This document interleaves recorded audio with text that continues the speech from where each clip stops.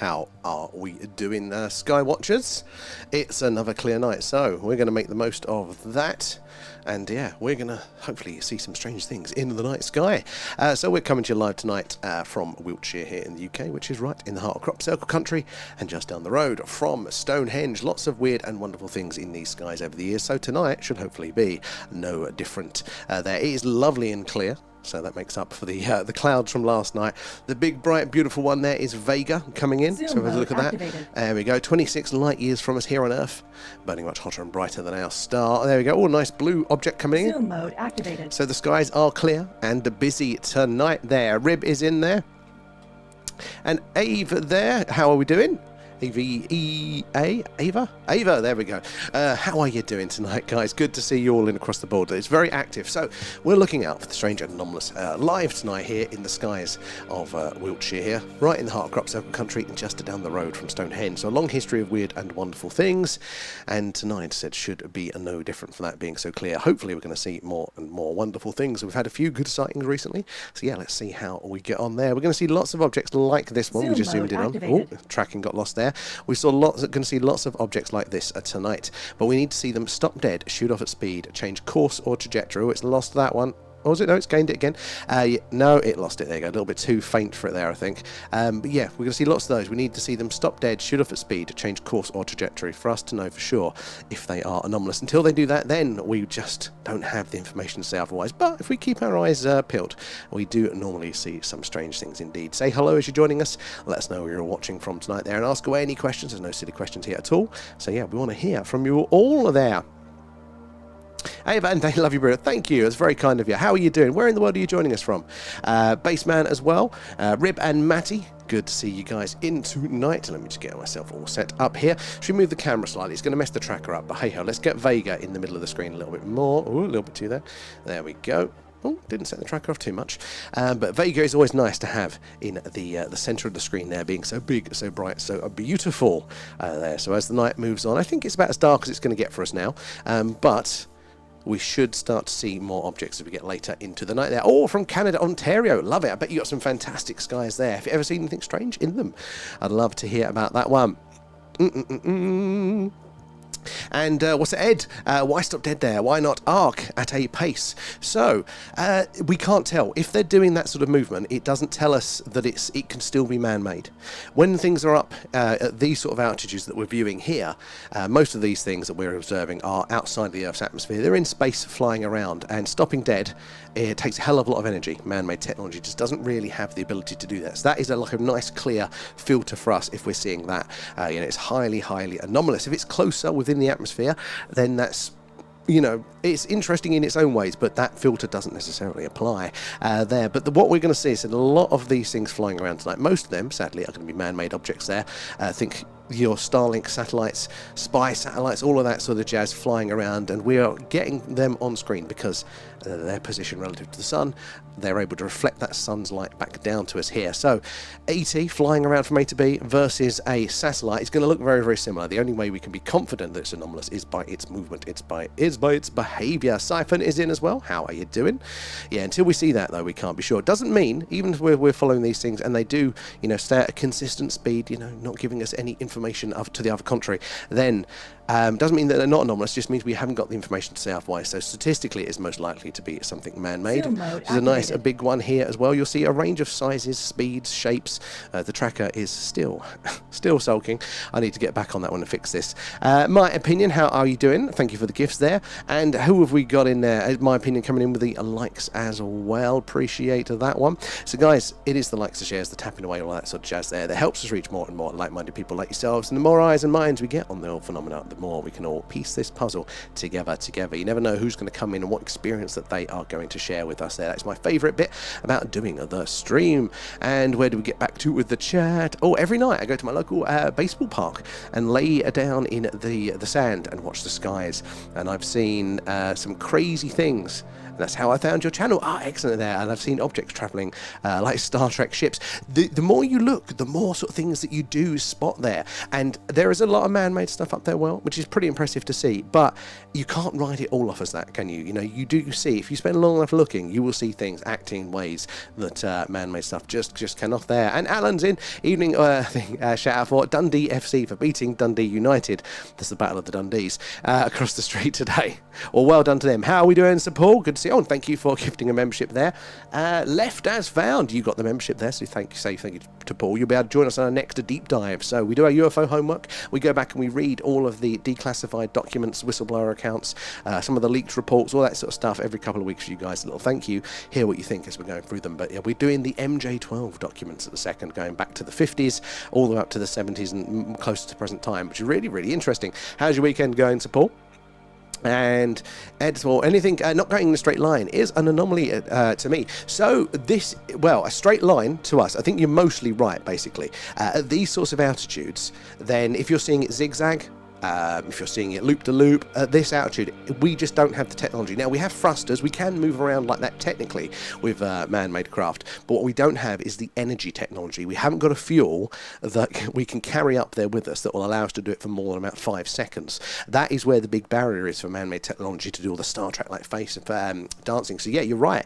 Anything that isn't that straight line. Now, by straight line, depending on what altitude, and we'll see it tonight with some of the curvatures on the trackers here, if it's very, very close to us, that's going to look like a bang-on straight line. But if it's one of the ones that is slightly further out, as it does go across the screen, you will slightly see a little bit of it go off at an angle from the straight predicted path. I don't think the tracker's work enough to really be able to see them as they're doing that. But yeah, anything there, that can be highly, highly anomalous.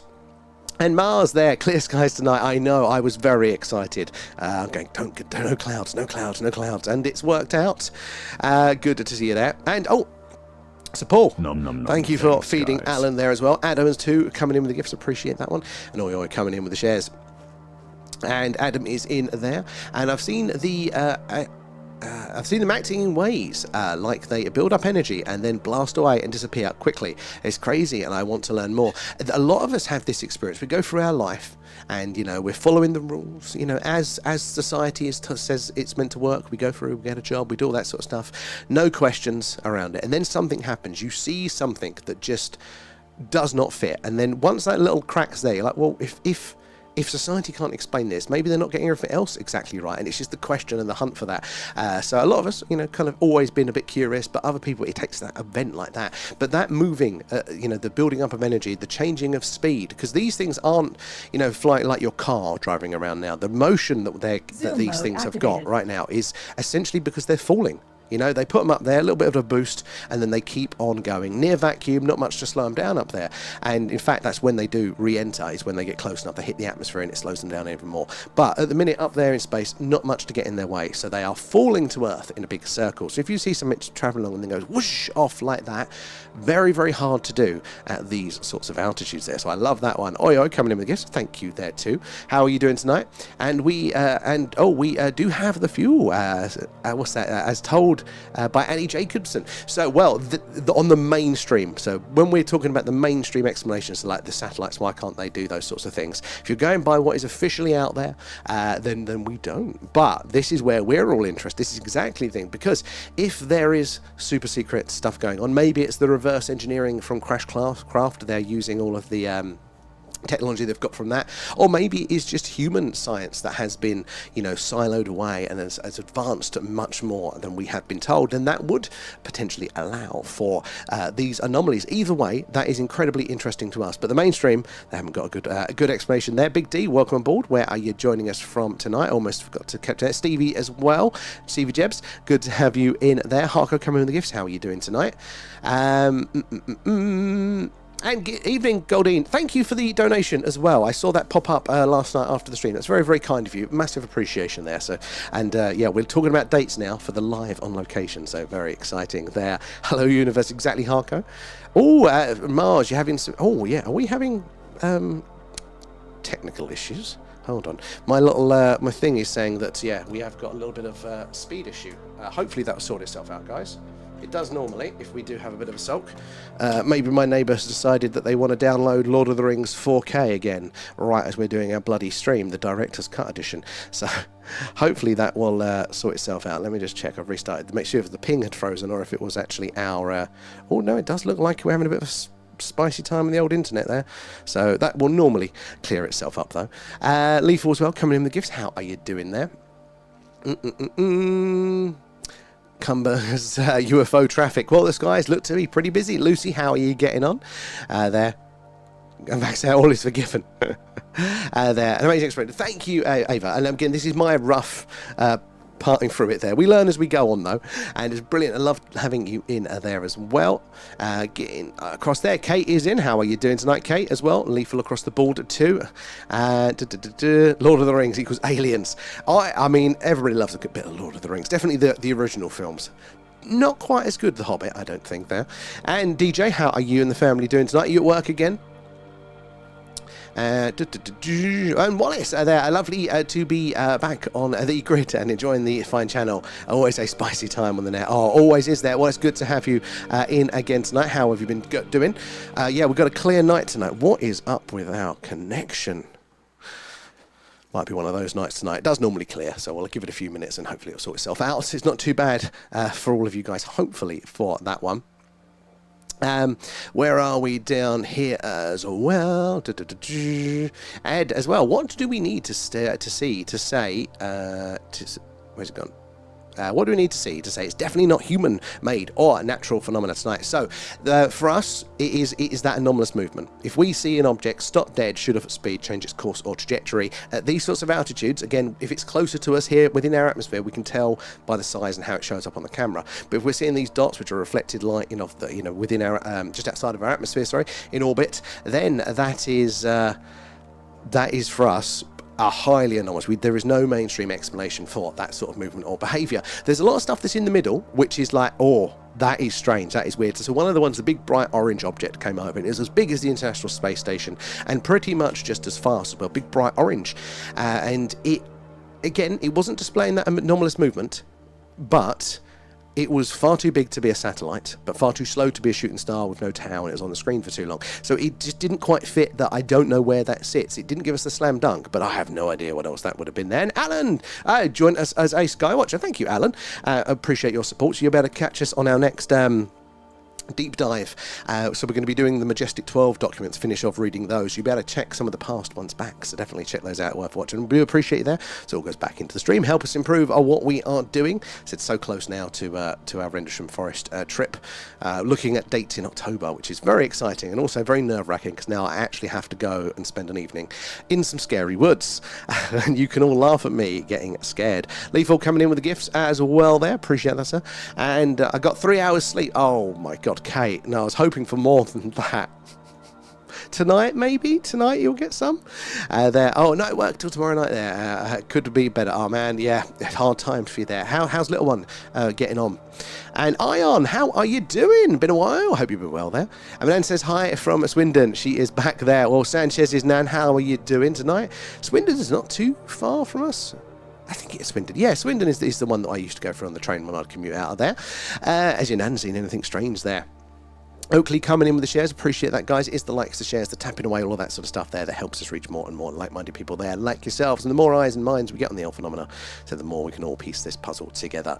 But we are doing a live UFO UAP Skywatch tonight, and we're coming to you live from Wiltshire here in the UK, which is right in the heart of Crop Circle country and just down the road from Stone Henge. So a long history of strange, anomalous, weird and wonderful in these skies. We've got to follow these objects. The tracking lines are helpful, but they're not playing ball. They're not properly maintaining tracks tonight. So, for example, this one, as it's trying to track it there, it will lose it. We need to see it stop dead, shoot off at speed, change its course or trajectory to know for sure that it is anomalous. Until it does that, we can't really say what it is for sure, but it would most likely just be a man-made satellite. I mean, ET flying around from A to B is going to mostly look like a man-made satellite to us as well. They're going to look very similar. Not much to avoid up there, so it looks like a straight line. We are waiting for that rare occasion where ET is flying across the screen, realises he left his keys at home and does the interstellar handbrake turn right over the camera. Not going to happen all the time, but that's why it's a hunt, and we do get to see quite a lot of strange things. Different degrees of strange. That anomalous movement is really like slam dunk. That is out of this world for us. They're, you know, really, really clear, but there's a lot of middle ground. It's not quite as clear, but your gut, especially when you've been doing it for a while and you've seen how all these objects appear, different seasons, different weathers. Yeah, a lot of those. But if you're new here, say hello. Let us know we're all watching from tonight. We want to hear from you all. And if you've got any questions, do ask away. No silly questions here, girl. As well there. And is there a message on that one? What about the Rings of Power, Series 2? So, I almost missed that one, Alan. So, what about the Rings of Power? I saw the first season, and I thought it was all right. It didn't hook me, but I haven't gone back to. I haven't been like excited enough. But it might be just one of those ones that when I have to get myself back into it again. Ion, this one, this big, bright, beautiful purple one. Zoom mode activated. This is Vega, 26 light years from us here on Earth. So it's about 300 times this star, like our sun, but about 300 times as large. It's massive there. So if you think our moon. Think of our moon to the size of the sun, the difference in that is quite a lot. The sun is 400 times larger than our moon. This sun is 300 times larger than our sun. Insane, some of the scales, and that ain't a particularly big one there. It's an allegory. There we go, Alan. So you mean Lord of the Rings as an allegory? It's a metaphor for Zionism and an allegory. I've heard actually, Lord of the Rings is a metaphor for all this stuff. I heard Tolkien was thinking of it as our national heritage, or something going back a long time, or something like that. Might be. That is how media is used to convey a lot of these things as well. Often the artist doesn't, or the author doesn't necessarily let us onto it, and we're left to speculate there. Haggart as well there, coming in. How are we doing tonight? Appreciate the follows and the shares, guys. So if you're new here, make sure you are following, subscribed, whatever it is, wherever you are, because we're on pretty much every night. Clear Skies, it's UFO, UAP, Skywatch, and there's a lot of clear skies at the minute with this heat wave. But cloudy nights, we do the alien radio signal hunt. It looks like that. We're searching the hydrogen line, the channel on the radio dial, where scientists theorise that if ET's out there, it's where they'd put the message, where the WOW signal is heard. And at the minute, we are pointing to the same patch of stars, the Sagittarius constellation. So it's the right place, right frequency for the WOW signal there. Moon's up. We're looking forward to our next one. We've got a new bit of kit. Moon looks like this for us, and we see weird things on, off, and around the moon too. So we're always trying to get evidence of the old phenomena there. And John there, from Swindon too. We've got a few your way. Not too far, is it, Swindon? From us here. Ever seen anything strange there? Alan, the Chinese space station, that's Chang'e. So apparently, though, the Chang'e never comes in our space. Apparently, it's like a southern hemisphere with whatever orbit it's on there, apparently. So that was interesting, because I'd never even thought to listen out or look out for that one, or consider that one. But as an option of what it could have been, I mean, it was bright orange as well. But yeah, I hadn't considered it. But yeah, apparently it's the Southern Hemisphere for that, apparently. Royston as well, where he joined us from tonight. Thank you for the follow. And Enigma. This is so cool there. Have you ever spotted high strangest objects? So we have. There's various degrees. There is the slam dunk. There is no mainstream explanation for what we've seen. Obviously much rarer, but we've seen it a handful of times whilst we've been doing this stream. And what's TikTok throwing assault for now? Gifts are restricted in recommendation search results for 10 minutes due to reproduction of content. Oh, fuck off, TikTok. Jesus Christ. So this is about as original as it gets, right? So this is how stupid TikTok is. It thinks that we're, I don't know, screen sharing or some bollocks like that. And this is my camera in my garden, absolutely live. This is obviously my face. Even the overlays that we make, the grids and stuff, is our own there. Go to hell, TikTok, you piece of crap. I'm that close from just not including it at all anymore. Sorry, TikTokers. Which is a good shout that if you are on the TikTok, you actually get a better view over on the tubes there at the thing UFO. The camera is round the right way. You see more of that, less of my face. It's normally more stable as well, so definitely check that one out.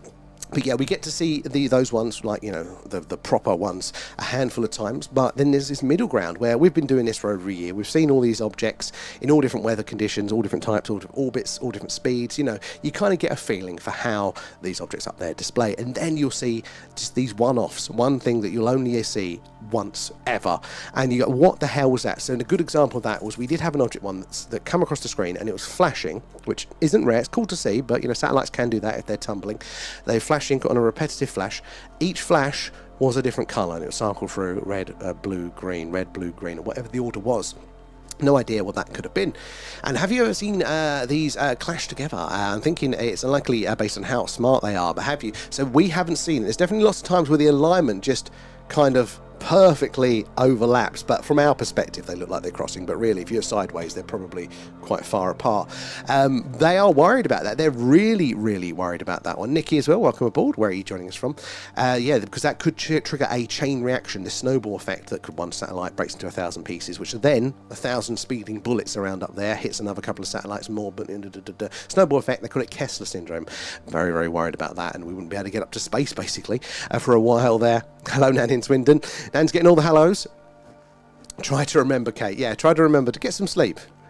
And what do you think about the face beside the moon? Oh, that one you showed us. I don't know what to think of that. It's not one I'd heard about previously, but that video is really interesting. It was really like a clear, I didn't necessarily see a face, but whatever it was, like I immediately didn't go to what's it called, like CGI or anything like that. That wasn't, that didn't look quite necessarily right for me, but I don't know. I really don't know with that one. What did you think of it there? Appeal not approved. Go to hell, TikTok. How are you doing, Vinny in as well? And Ed, wouldn't a meteor bouncing off the atmosphere create that movement? So when they bounce off like that you'd imagine you'd see I wouldn't imagine it'd be a 90-degree turn, but you know what? That hasn't been something that we'd considered previously, mostly because meteors, they're quite distinct. I think I'm going to have to consider that, because that is, yeah, if you're getting that bouncing reaction there, yeah, that would be something to consider. But meteorites, every time we've seen one, there's a line, because they're moving so fast and the frame rate of this camera, it's almost like the whole thing fades in very quick and out, and then you see the tail, you see the nucleus, so they're always quite distinct. So I'd imagine we would be able to tell if we saw that because of the glow, but it's definitely a thing I hadn't thought of that one before. And Chris is in as well. Good evening, Alien Watchers. How are we doing there? Bobby, and that's near me, 15 minutes from Rendlesham, and here it's always fascinated me. Bobby, I used to work just down the road in Baldsey, and I used to go past Rendlesham, and I just didn't have my alien hat on, and I regret it now. So we're going to be doing a UK UFO hotspot tour. This is our little tour t-shirt that we've got here, all the maps of all the cryptids and the weird stuff in all the places in the UK. We want to do Loch Ness, Calvine, Decmont Law, Bonnybridge, Ilkley Moor, Pendle Hill, Todmorden, Cannock Chase, Berwyn Mountains, Broadhaven, Rendlesham Forest, Clay Hill, Bodmin Moor. We've got a few others we've added to the list, but yeah, we want to do a UK UFO hotspot tour of Skywatches. That's what we've been saving up to do. So everything goes into that at the minute. We are so close. So yeah, it's going to be an exciting time. Bobby, in that area, have you ever had any weird experiences? Doesn't have to be UFO necessarily, because I didn't realise Rendlesham is not just famous for, you know, the 80s crash/landing just outside the US airbase, that event. It's also generally a weird, creepy, you know, it's got a lot of folklore around the woods and that there. How are we doing, Adam, there? And something just went by Vega there. Good spot in XM. And Dan, how are we doing there? Arlo is, he's quite poorly. They had to have a full, oh my God, DJ. Jesus, that's, how's he post that? That is, oh, poor little guy. Guys, if you do spot anything that the tracker has missed, we're not paying enough attention to, you can actually call out in the chat the grid reference on like A2, for example, and a big box will appear. So if it's a moving object, try and predict the box you think it's going to be in, and then that way the lag should line it correctly. And you know, when you just know it's going to be a late one there, it's like my default tired time has now been set to 4 a.m. Yeah, I know that one. Poor, yeah, I can't run down before then. No matter if I chill out or anything, yeah. Everyone's like, don't do the stream. You're keeping yourself awake. I'm like, I actually sleep early. I want to do the stream, even though it's late. Another witness came forward today about the attack on the Lunar Operations Command, and it's connected to the fires at Area 51. Really, 24/7. That is interesting. There, who are the witnesses? Are they? Because that's going to really interest me if that's coming up, becoming more of a thing. Rio, how are you doing? I'd love to come down if you are going to the common there. It's defo the USA stuff. Interesting. So Alan, are you in that area as well? I thought it's Norfolk way. We do want to actually, I don't know how ambitious it's going to be for us, but when we are doing all the places, like lots of people are local to some of them there, so it'd be good if we could all say hello as we're going around and doing it there. I don't know, I'll be relying on Pete with the driving, so we'll have to see how it goes, but it'll be cool too. And I've been so busy there, changing personal life. Awesome there. 3 months off for everything there, and also from the job iron. Well, I hope it's all positive. I hope it's all going well for you. And it's good to see you there as well. Simonzi, how are we doing too? Coming on the aliens, exactly. I hope you're well there, Simonzi. And where are we? Missouri meme. I like that. A nice bit of Missouri there. Seen anything strange in those guys? And Silas, there, during the shower, I communicated with one using a red light. Now, that really intrigues me because, yeah, there are lots of reports. I mean, going right the way back to the early days of ufology there. Talking about, you know, flashing with the torches, winking back from these strange objects. Laser pens are a great way, modern times, to, you know, do that, and then sometimes they'll separate and things like that. Well, I'm not brave enough to use a laser pen. Lots of air traffic around here. Thought I'd make a mistake. So we've got another method that we are very close to actually rolling out, which is, you may have heard of the UFO dog whistle. So like a dog whistle, ultrasonic sounds that only the UFOs can respond to. So we don't hear them, but yeah, tones, frequencies, pulses there apparently have this really good causal effect to summon them in and start that communication with. So we've built one. I just need, essentially, I need an old phone that's suitable enough that will output the right frequencies to a speaker outside.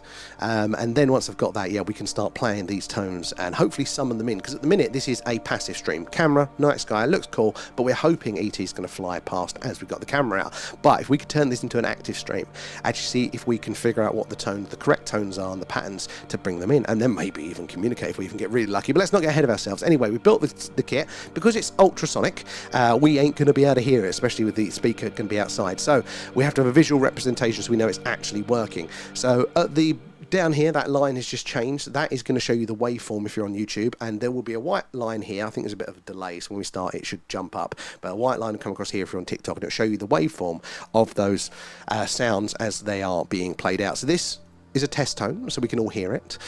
You'll recognize it, but why is that not coming out of my computer? That's coming out of my, I haven't plugged it into the thing. Oh, let's see if I can actually connect that one properly. Why is it?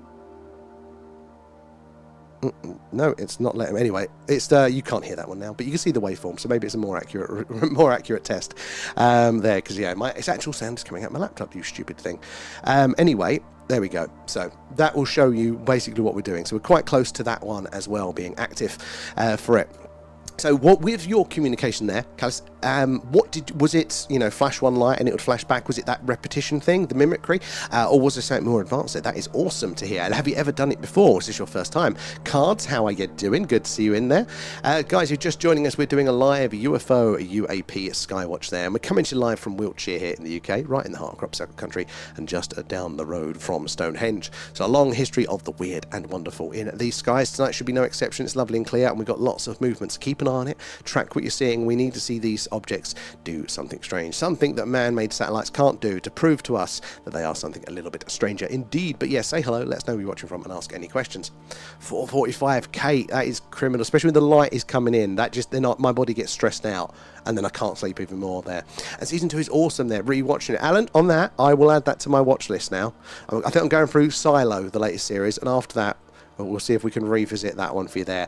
And 1907, the Contact. So Contact, the Jodie Foster one, because that's what we're doing when we're doing our alien radio signal hunt streams. It's the same as the films that you see there, listening out deep space, hoping to get a message from ET.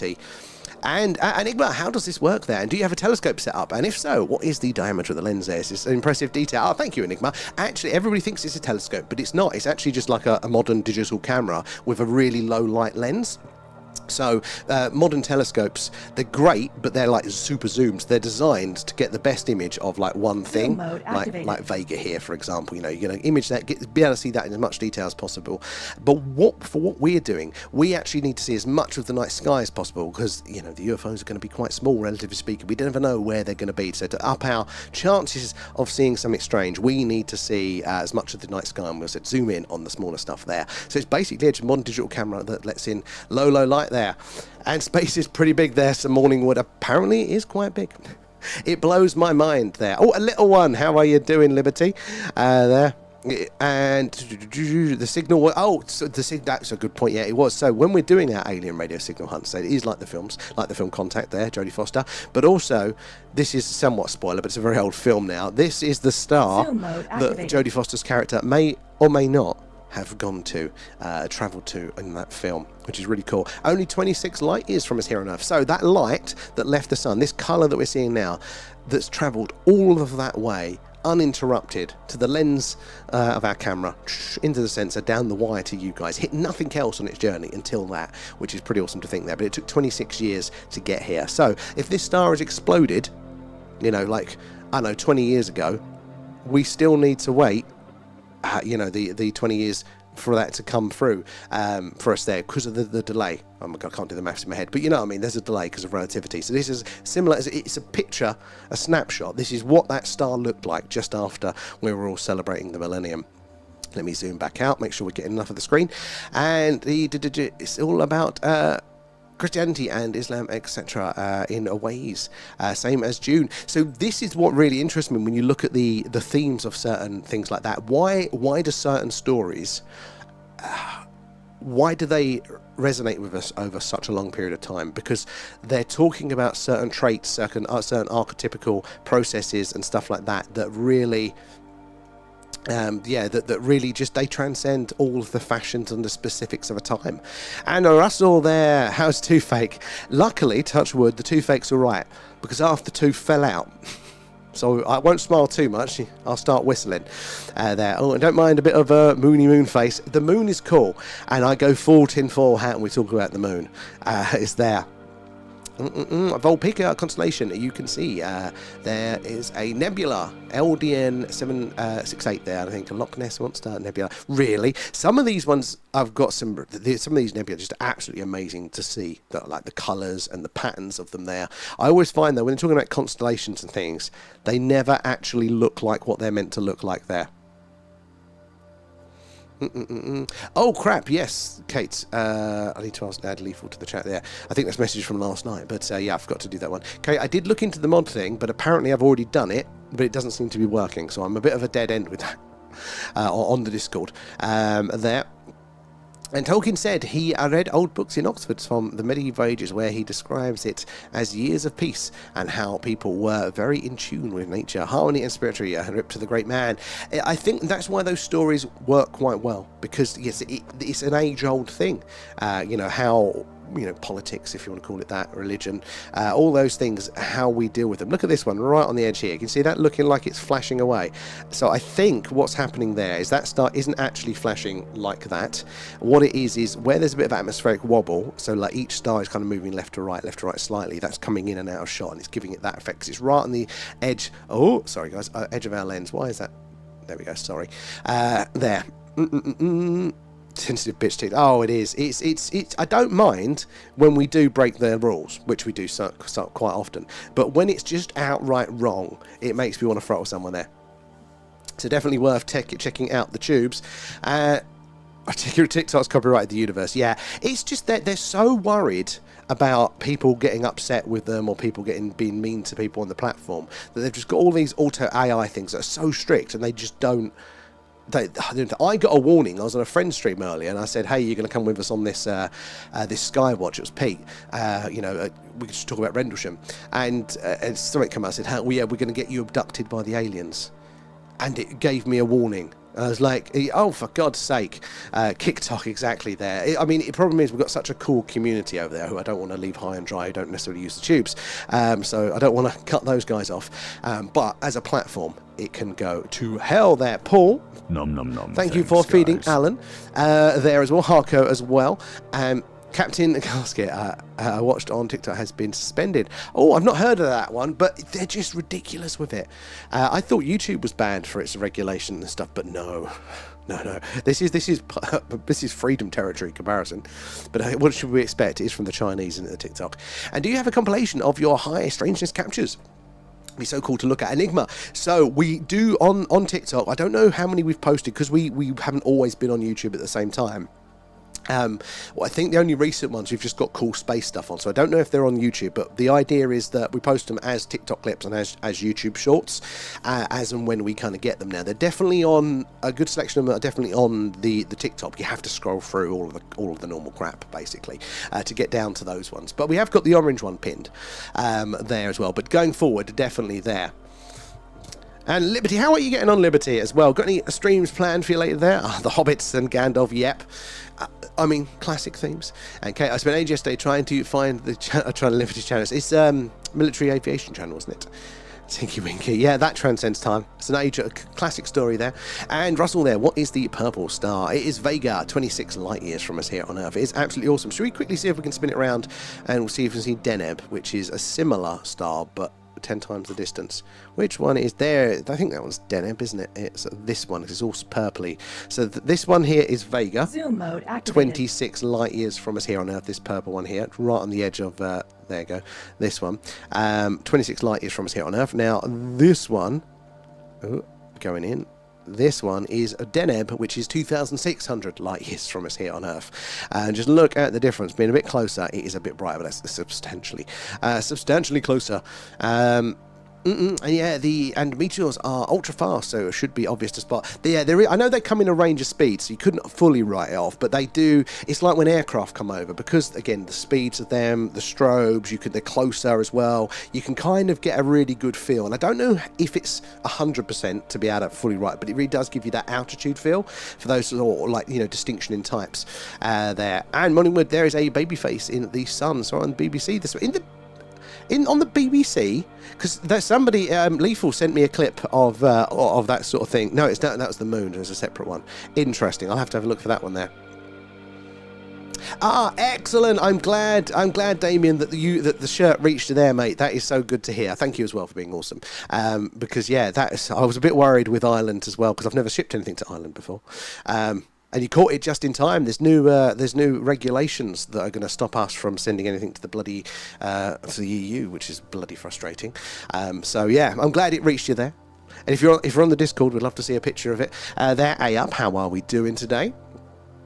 Yeah, and gig there. Don't forget to smash the like and subscribe. Exactly, A-Up. Thank you for the reminder, guys. It is the likes, shares, the tapping away, all of that jazz there that really does help us reach more and more like-minded people like yourselves. You never know who's going to come in and what experience they are going to share, but we are on pretty much every night. And it's at clear skies, which we're having a run of with all the heat. It's the UFO UAP Skywatch, and the skies are alive here because we're coming to you right from the heart of Crop Circle country, just down the road from Stone Henge there.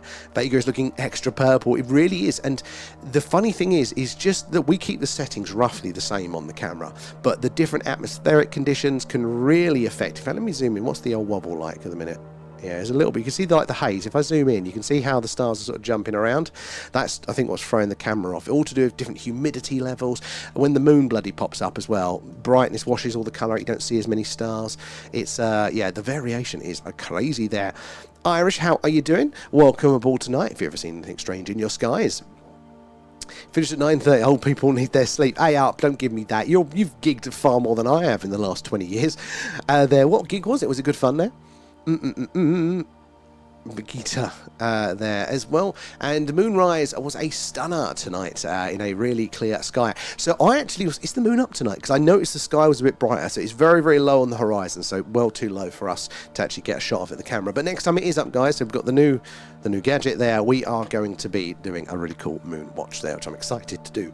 Last time, I think it was the last moon watch we did, which was quite a while ago because it's been a pain to do, but we did see what's called TLP, translunar phenomena, some strange things that astronomers have seen on, off and around the moon over the years, and they have no explanation for, but what appeared to be a glowing crater. It's actually one of the most common sort of sightings, and it's meant to be geologically inactive. There's not meant to be anything up there that can do that, but it is seen quite commonly.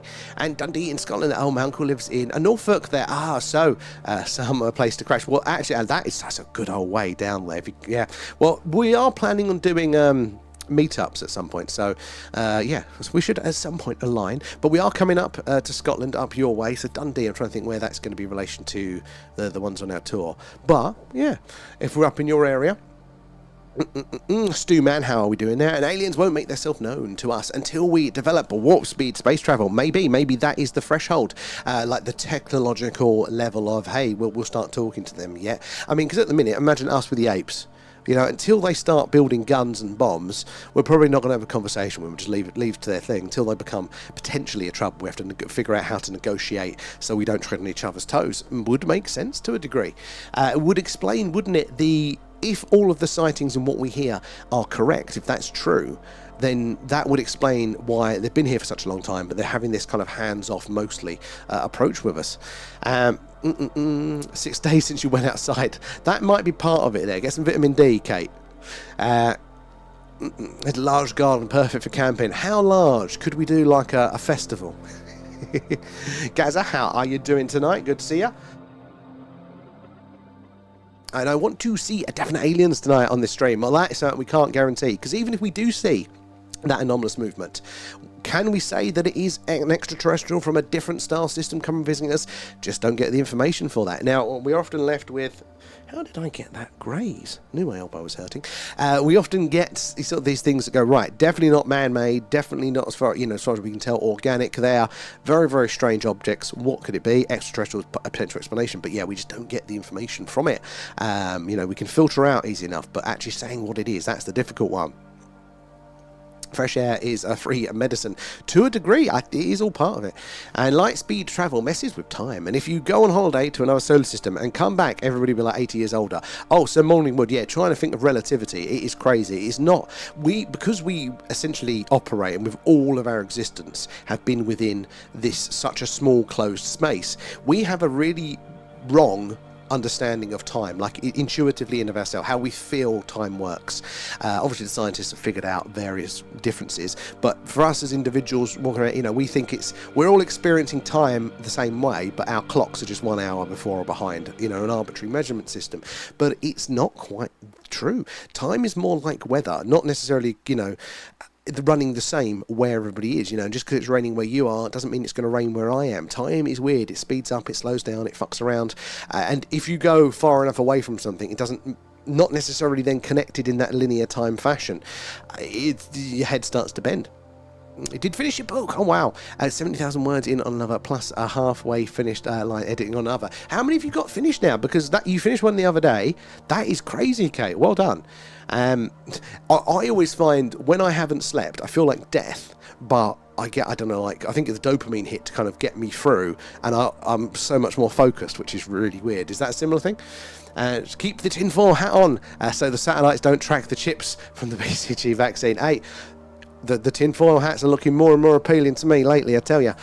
And leave it all. I'm not sure what to think about the moon thing there. But it's weird. In this day and age, it is hard to tell, isn't it, if something is to be, AI or something along those lines. But it doesn't mean we throw it all away. It does it. We can hold it in that place of, interesting. Let's see if we get any more to add to it there. Because, yeah, I'm like, is it some sort of weird effect of the light? But I've never seen anything like that before. Is it Planet Vegeta? What's that? Is that a different language, a different culture's version of it there? A history of Uranus. That's on the Patreon. It's the mirrorless as good as astronomy coded cameras. So yeah, basically, it's a very good low light camera, the one we use here. Can't believe I did that joke. It's a perfectly fine one, Ed. Robotic arms. Wouldn't mind. There's Flash and B1 Oreo. Good spotting. So B1 is all the way, where's my cursor? Around here, I think. Yeah, so this is B1, this box we're in now. So flashes can be interesting. A lot of the time, satellites can flash, and if you imagine, get my UFO, what is happening? So look, you see them up there. See how it's going to catch the light? There we go, look, like that.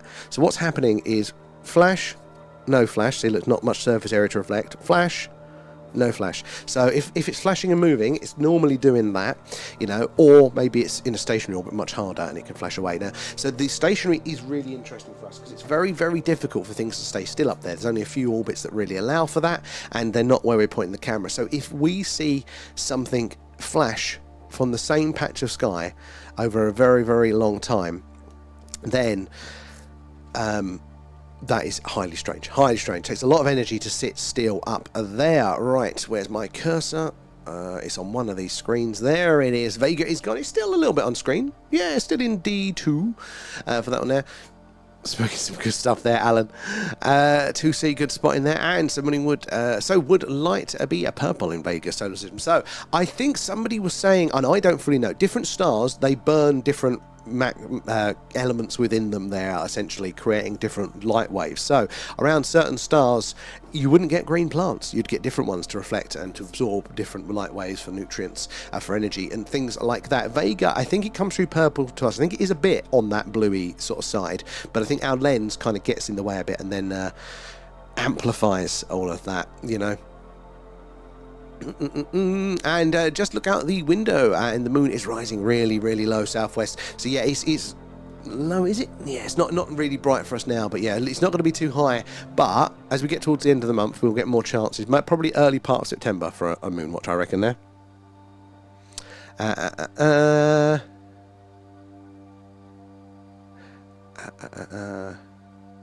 Yeah, you should have those ones, Kate. You should have those permissions on Discord, but if it's not working, you've got all the roles for that. So I'll just have to do it manually. Ayab, have you not had any success with that yet? Are they thinking about it, or are you still struggling to find somebody that's going to actually be able to talk back to you as a human? Oh, best of luck with that. It's got to be very, very stressful there. Sky is busy. Disclosure, 100%. It is very, very busy tonight. We are very, very lucky at being clear. Last couple of nights, it's actually been cloudy, which is a novelty. I don't think we've done a SETI stream in months before that, with all the heat waves we're having. The message from last night. I don't remember them from last night. It has a habit of replaying those ones. Thank you, though. Okay, and all social media is shut now. Just put up with it now. Yeah, I've got to admit, I've come off personally from all of it now. So I only use YouTube's technically social media, isn't it? But I don't view it as such. Just too stressful there. Streams next week. What are you covering? And Rich is in. How are you there, wise man? And Dordal coming in with the gifts. Thank you for those. All goes back into the stream. Let's create a website where you upload images in real time. What security agency is not going to want to control that? Well, exactly. 100%. I can see a bit of the Milky Way. And I keep thinking, is it this bit here? Because this looks a little bit Milky Way to me, but it's very, very hard to tell. Never just tell if it's the lens being washed out at all. There. Typing messages in the right place. And Geocab there, something in the top left. So for you, that is down here, actually, because you guys got it orientated. So keep an eye out there. Also, it's about 3 flying. Good spot in there. And Liberty, I've been sorting out my sound or got the new Ultra set up. The Ultra does look cool. See, I thought I would be psyched with the Pro, Liberty, because I didn't expect that we'd get that. And it's a cool piece of kit. But I think it's the Ultra that does ISO recording. And now I'm like, oh, well, we do need ISO. And is it 5 NDI inputs as well? Yeah, never be able to get one of them, but they do look cool. Ultra, now I've been making OUTs for the Sony camera for this stream. Excellent. I like that. We went to Nick Kershaw. Did he do the riddle? I hope he did the riddle. By a tree, by a river, there's a hole in the ground. Oh, I could sing that one. I'd forgotten that existed until you said Nick Kershaw, and that unlocked something for me. You sent that pick to Discord. Excellent, Alan. We'll check that one out. Thank you for that. I want to see opinions. I'm blending words together there. Morningwood. What is your opinion on the Rendlesham UFO incident? So, I haven't got a definite on it. Something I think happened like there. I don't think it was people from the lighthouse. Some of the theories that go around are obviously UFO that's human-made of us in the future.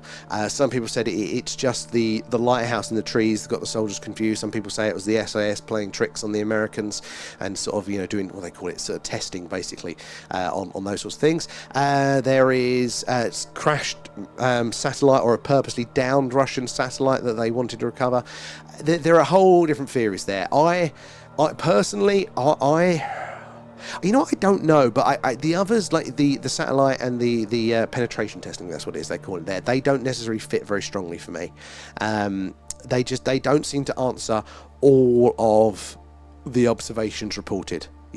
And we know people can embellish, we know people can remember certain things wrong or interpret what they're seeing wrong, but for me they're not a good shoe fit for those at all. So I do lean towards a little bit more interesting probably happening there, but it is a weird part of the world. There is lots of radio and iosonic testing going on in that sort of area as well, so there could have been some other shenanigans afoot around that there. So I find it interesting. I feel like Roswell, there are many explanations for Roswell, but the mainstream ones, they really don't fit for me at all. They don't explain enough of what has been reported and mostly agreed upon around that way.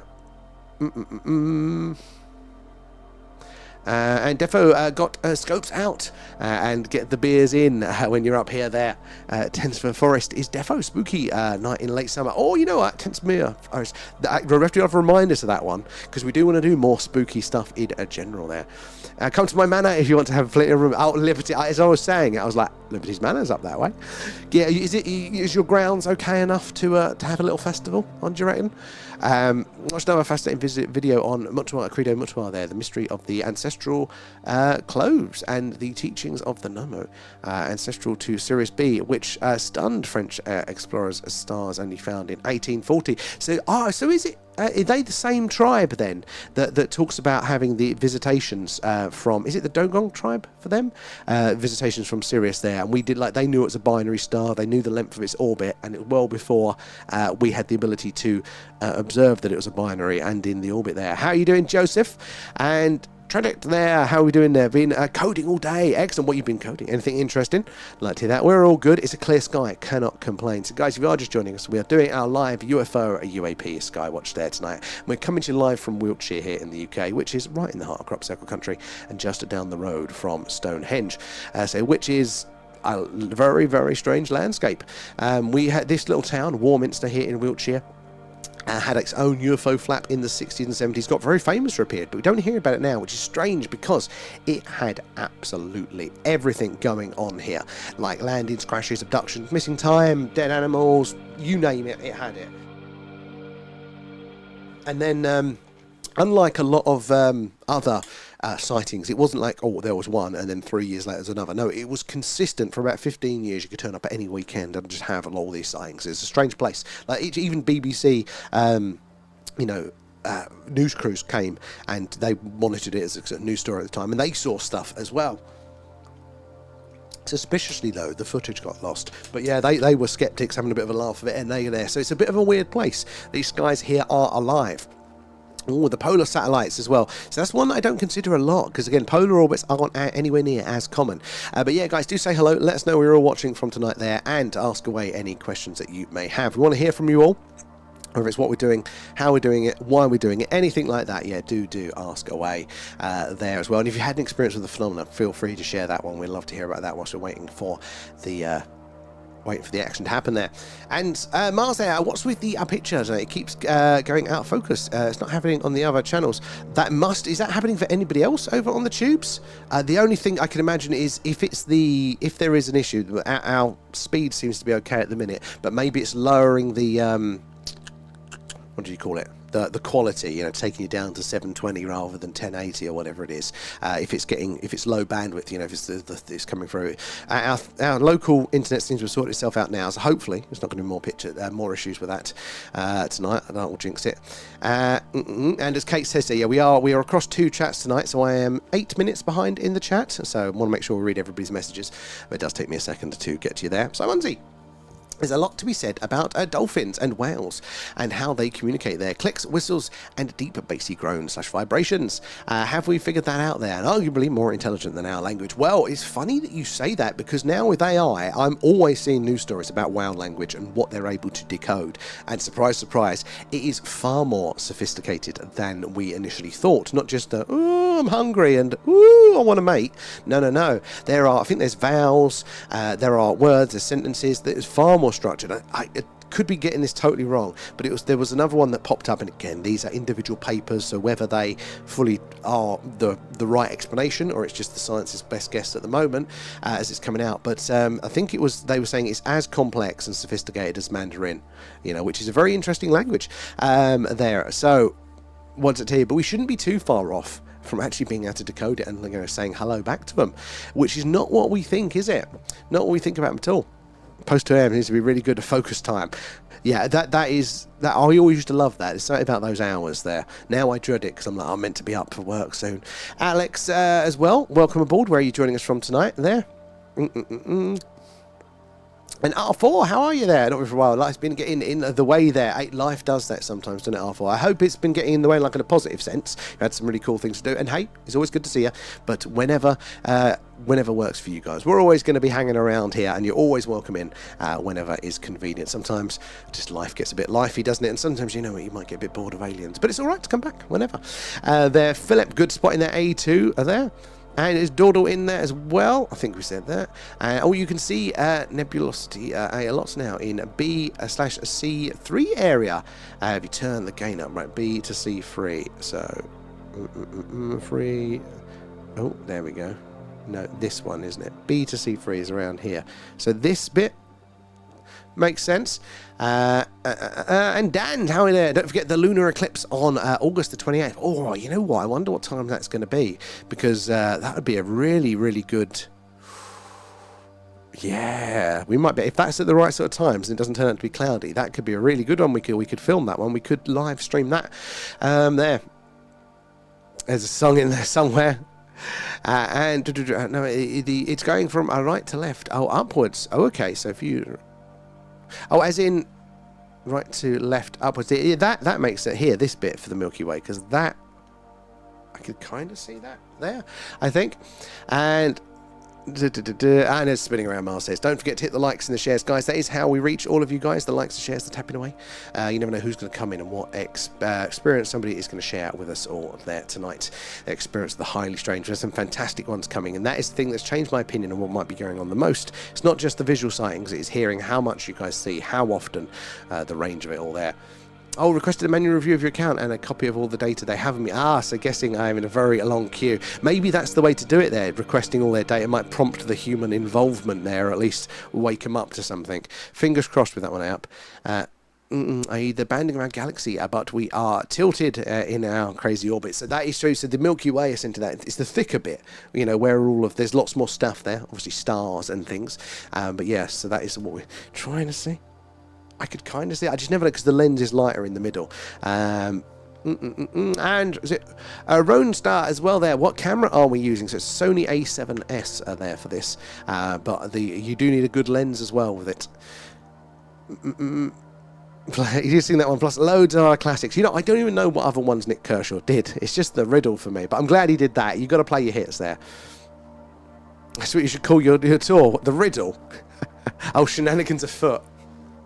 Hopefully, okay, like I haven't posted this in the Discord yet, right? But I've been so excited by doing the tour and the locations and how well it's coming together. Partly excited, partly terrified. That in my head it was like I always run 1,000 steps ahead then, which is like, well, once we've done the UK tour, obviously we can just do locations generally easier. But what's the next logical step? And the next logical step, as we always jest, is like a Scooby-Doo van for us there. You know, make you do a little mobile investigations unit. And so I was toying around with ideas of what that could look like and had a few concepts in my head. I managed to mock one up, and you look at it and go, actually, that looks fucking cool, but like in a ridiculous sort of way. But what I've realised I've done, because I'm now looking at the on location, if we were doing something more mobile, this is getting a bit boring and technical. So we've got the great static camera up to the night sky. That's brilliant now. But I'm thinking, what about those cloudier nights there? What if we want to do a bit more of a walkabout and investigation in that sort of sense? And so I'm now building these backpacks, or, you know, planning of the backpacks. And the more you add to them, you add all the kit, the extra cameras. It actually now, if you look what the van would look like, and the backpacks, you know, we've kind of done, it's kind of Ghostbusters-y, and I didn't know if that's like part of my subconscious. We've come round to that, but it's all practical and it all does stuff. But I'll post some pictures in the Discord at some point. But I think that's going to be our next ambitious goal. Not that I can actually drive at the minute. I have to get better enough for that. But what a motivation to do it! Like actually, it's think Ghostbusters 2 backpacks and. Yeah, the van is a cross between the Mystery Machine and Ecto 1. Again, not intentionally, just figuring out what we would need and, you know, our designs and stuff like that. That's what's happened. Good spot in there, Philip and Mars and Pojo. How are we tonight? And what are you talking about? At the time you read this, you're talking about, oh, thank you for that there, the Russian, something related to UFOs and the Russians. So we're talking about Rendlesham Forest, some of the theories of what that event may have been. So the main UFO explanation is a crash or a landing, most commonly a landing reported there. UFO landing in the trees. The US soldiers went out and had a look there. But one of the other theories of what a mainstream, why all the secrecy, because the events happened. You know, that lots of soldiers were sent into the wood from the airbase. Lots of people reported it. Slightly different accounts of what it could be, but all looks really, really strange. So one of them was a theory that maybe it was a purposely downed Russian satellite, you know, at the time in the Cold War, that they were recovering. For me, it's not the best place to really crash a satellite in the UK. It's not a large enough area, you'd imagine, to do it. But I mean, Kecksburg has a similar explanation. Now, we do know that they did do that, though. They did down Russian satellites, and I believe there was a sheepish handing over of the wreckage of one of these Russian satellites to the Russians at a Scottish airbase at some point during the Cold War, because they got wind that the Americans had one. They had to hand it back. And we seem to have this visage in the US that USA is superior. But imagine from Calvine is the only visible image of a RAF jet in a chase. So this is the point, yeah. You know, I mean, we do think, don't we, as the Americans, you know, that they lead the way in all of the UFO field, and they do in the sense of presence in the media, you know, and that's because we get a lot of our media from the US, so it makes a lot of sense there. But yeah, if you actually look at released images, the Calvine one is just amazing. It's an amazing image there. You know, you've got obviously the fighter jet for reference. It's clear, it looks incredibly, it's so big and it's such a weird shape. It's like that ain't nothing, you know, modern there. And there are some interesting potential explanations for it, but it is a phenomenal one there. To be frank, it's a brilliant album. You know, I don't know the others though. And Ronja, maybe this isn't live. It is live, but we're across 2 chats, so it takes me a while to get through all of the messages as we're reading them live there. And last official viewer of that file is dead now. Oh, Nick Pope, yes. I do wonder what it said. I do wonder there. Our rendition was definitely not to the lighthouse. Simon's, yeah, like that for me is just a real lazy one there for it. I mean, I can't say that it wasn't, but the amount of people that described somewhat similar things, the more detailed it gets, the more they diverge. In fact, there are 2 people that are reported to have, you know, interacted, been very close to the craft, and they both say, yeah, we were both there, but they both say that they observed very different things, which is really strange there. So it's an interesting one, but we are going to we're going to do the stream that night from the location of where it was supposedly, you know, landed, crashed. So there is an actual UFO statue. They embrace their UFO heritage in the woods, but apparently, oh, look how orange that one is. Zoom mode activated. There you go, this has got a little bit of colour to it there, a little bit of orange. Keep your eyes on it, guys. Remember, we need to see objects like that stop dead, shoot off at speed, change their course or trajectory. But apparently it's a little bit to the south of that. Not far, but like the next, I don't know, few trees over, basically, is where it was. So if there's space in the real location, we'll do it from there. But we'll have to scout it out on the day.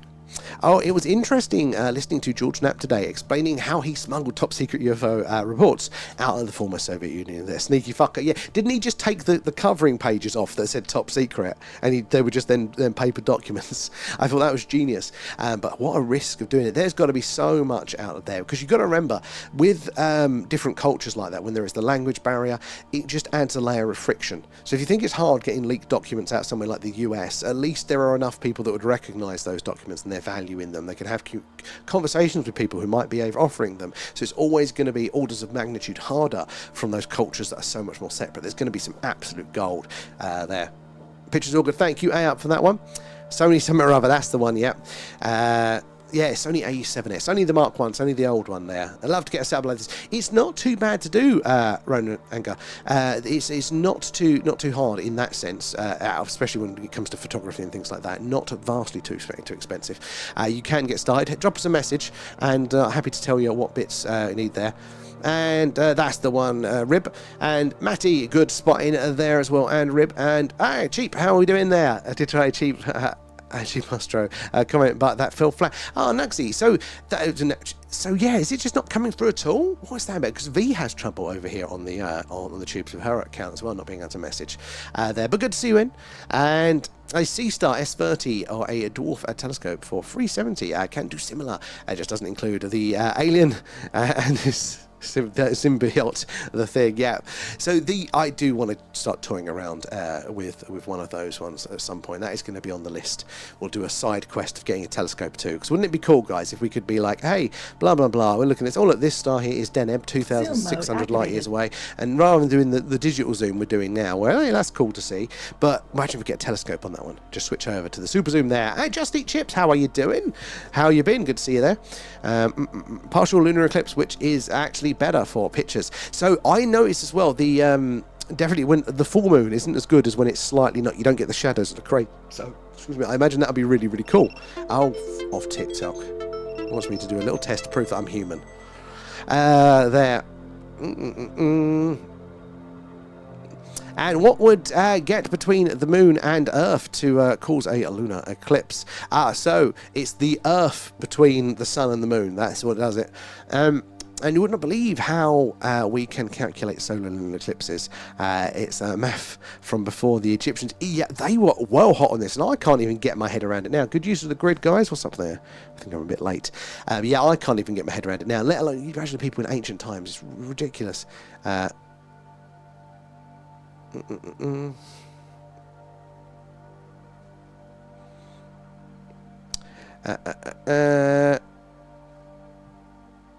can see you at Cheap Astro, but I can't actually see you from Cheap Astro at all. Before Decimal, ooh.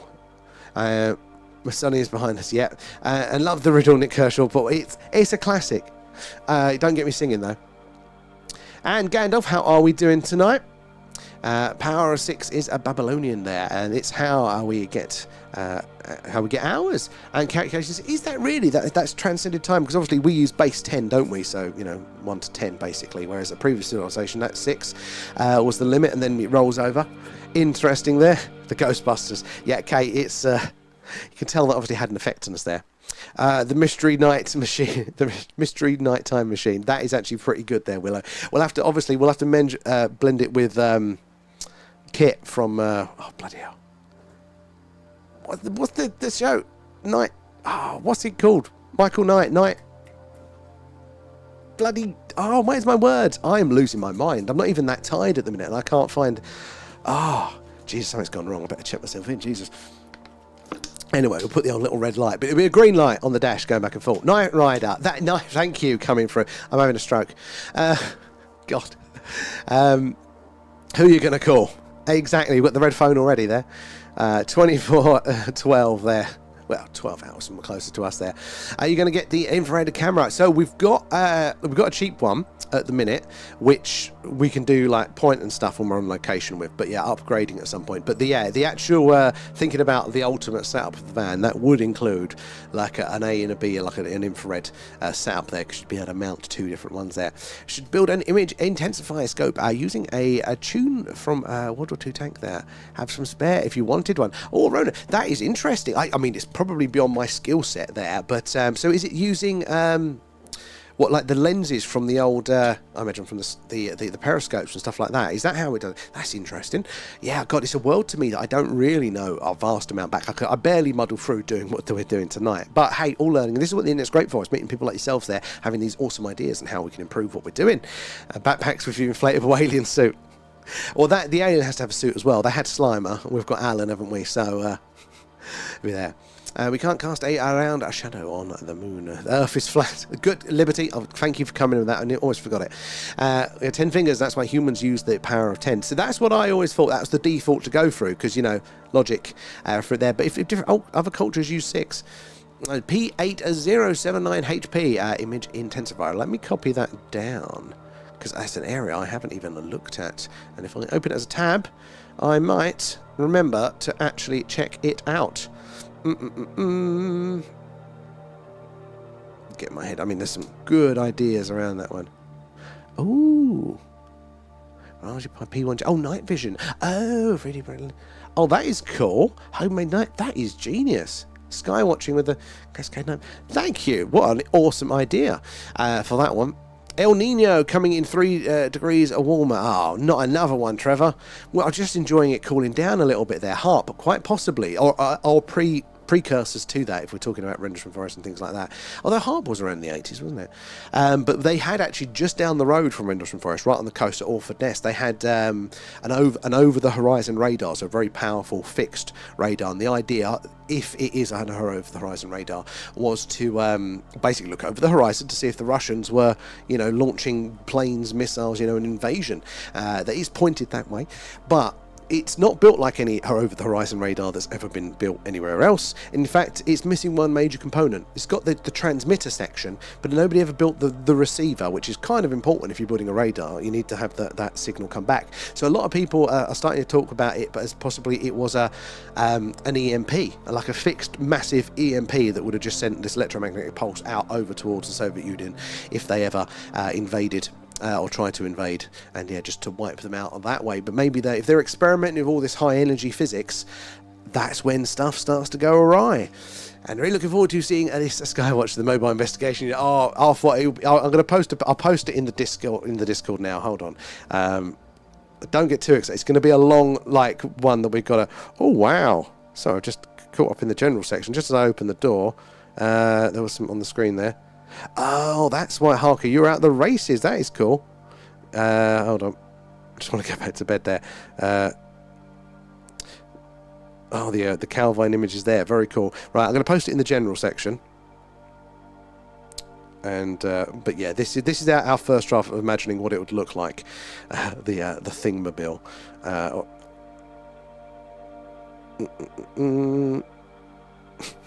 So that's what we want to. That's going to be our next thing. So once we do the on location, get that into, then we're going to up it like this. So there, dyslexia. Yeah, running it around. And the Tic Tac videos are rubbish. They are very, very limited. But there's some interesting ones in the newer releases that are quite similar. Who's going to be driving? Well, ultimately, I want it to be me again. But until then, it's going to be Pete.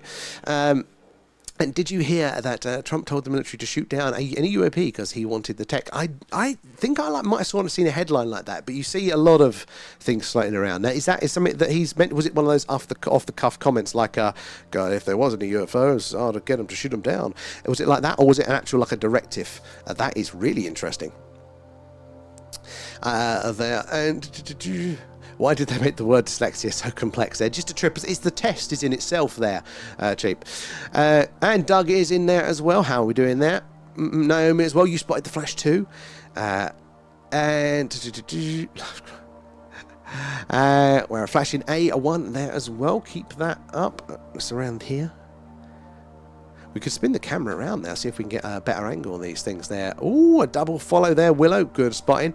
The one with the Hellfire missile bouncing off ain't bad. See, I thought that was quite cool because that one, the missile shooting the object and it bouncing off, the way it kept that bit that broke off kind of was kept in its orbit there. That, for me, isn't how debris flies off. That implied that there was some sort of localized gravity, something bonding those things together. Could be wrong, but yeah, I thought that was interesting there. Click the farm if you've forgotten to like the stream. Exactly, guys. It is those likes, the shares, the tapping away, all of that sort of stuff there that helps us reach more and more like-minded people like yourselves. And the more eyes and minds we get on the old phenomena, so the more we can all piece this puzzle together. Has the tech, and so does Russia. Well, but have they told him? That's the thing. They often say that they don't actually read the presidents in, but I think there's a good chance, yeah, that they've at least got it. Have they understood it there? And Shane there. Hello from Ireland there. How's everyone doing? We're all good. How are you doing there? And Cheryl in from Texas as well. Guys, good to have you across in tonight, guys. How are your skies? Have you ever seen anything strange in those as well? Harko coming in with the gifts there. Mark and Funkman and Alexa, thank you guys for joining us. It's a meth-sounding name. I'm not. Where are we down here? We have something tumbling in D1 to C2. How did I miss that? Normally that gives us a nice clear flash. I missed that one. Trump doesn't have to take it. It's in the hands of the private companies who are refusing to give access, hence the shoot-down policy. Oh, okay. So it was based on that. That's an interesting take. Definitely watch a telescope stream. Yeah, I've seen a few people do moon stuff. It's really, really awesome there. Shane, have you ever seen anything in the skies of Ireland? Incredibly active. We get a few people in from your way, and Ireland, Wales, and Scotland just seem to be so active there. Oh, you suspect YouTube is quietly punishing my account there for constantly refreshing after 6 seconds to skip ads there. I'll stop that now, hoping it fixes it. They do some sneaky things. I heard that they were doing, they base how many ads you get as individuals based on your tolerance for it. So basically, we know this person will deal with 2 ads every 5 minutes, and then they click off the video out of frustration, so that they know how much you'll put up with, which is arsehole moves. Knight Rider, there we go, Willow, good spot there. And where are we? Down here, yeah. So you guys knew it. You're going, come on, it's Knight Rider. Could not in my head. I could get Michael Knight. I got the word Knight. I knew there was something there. It was gone. There, Kit was the one. Yeah, username on. Who you gonna call ET? Exactly.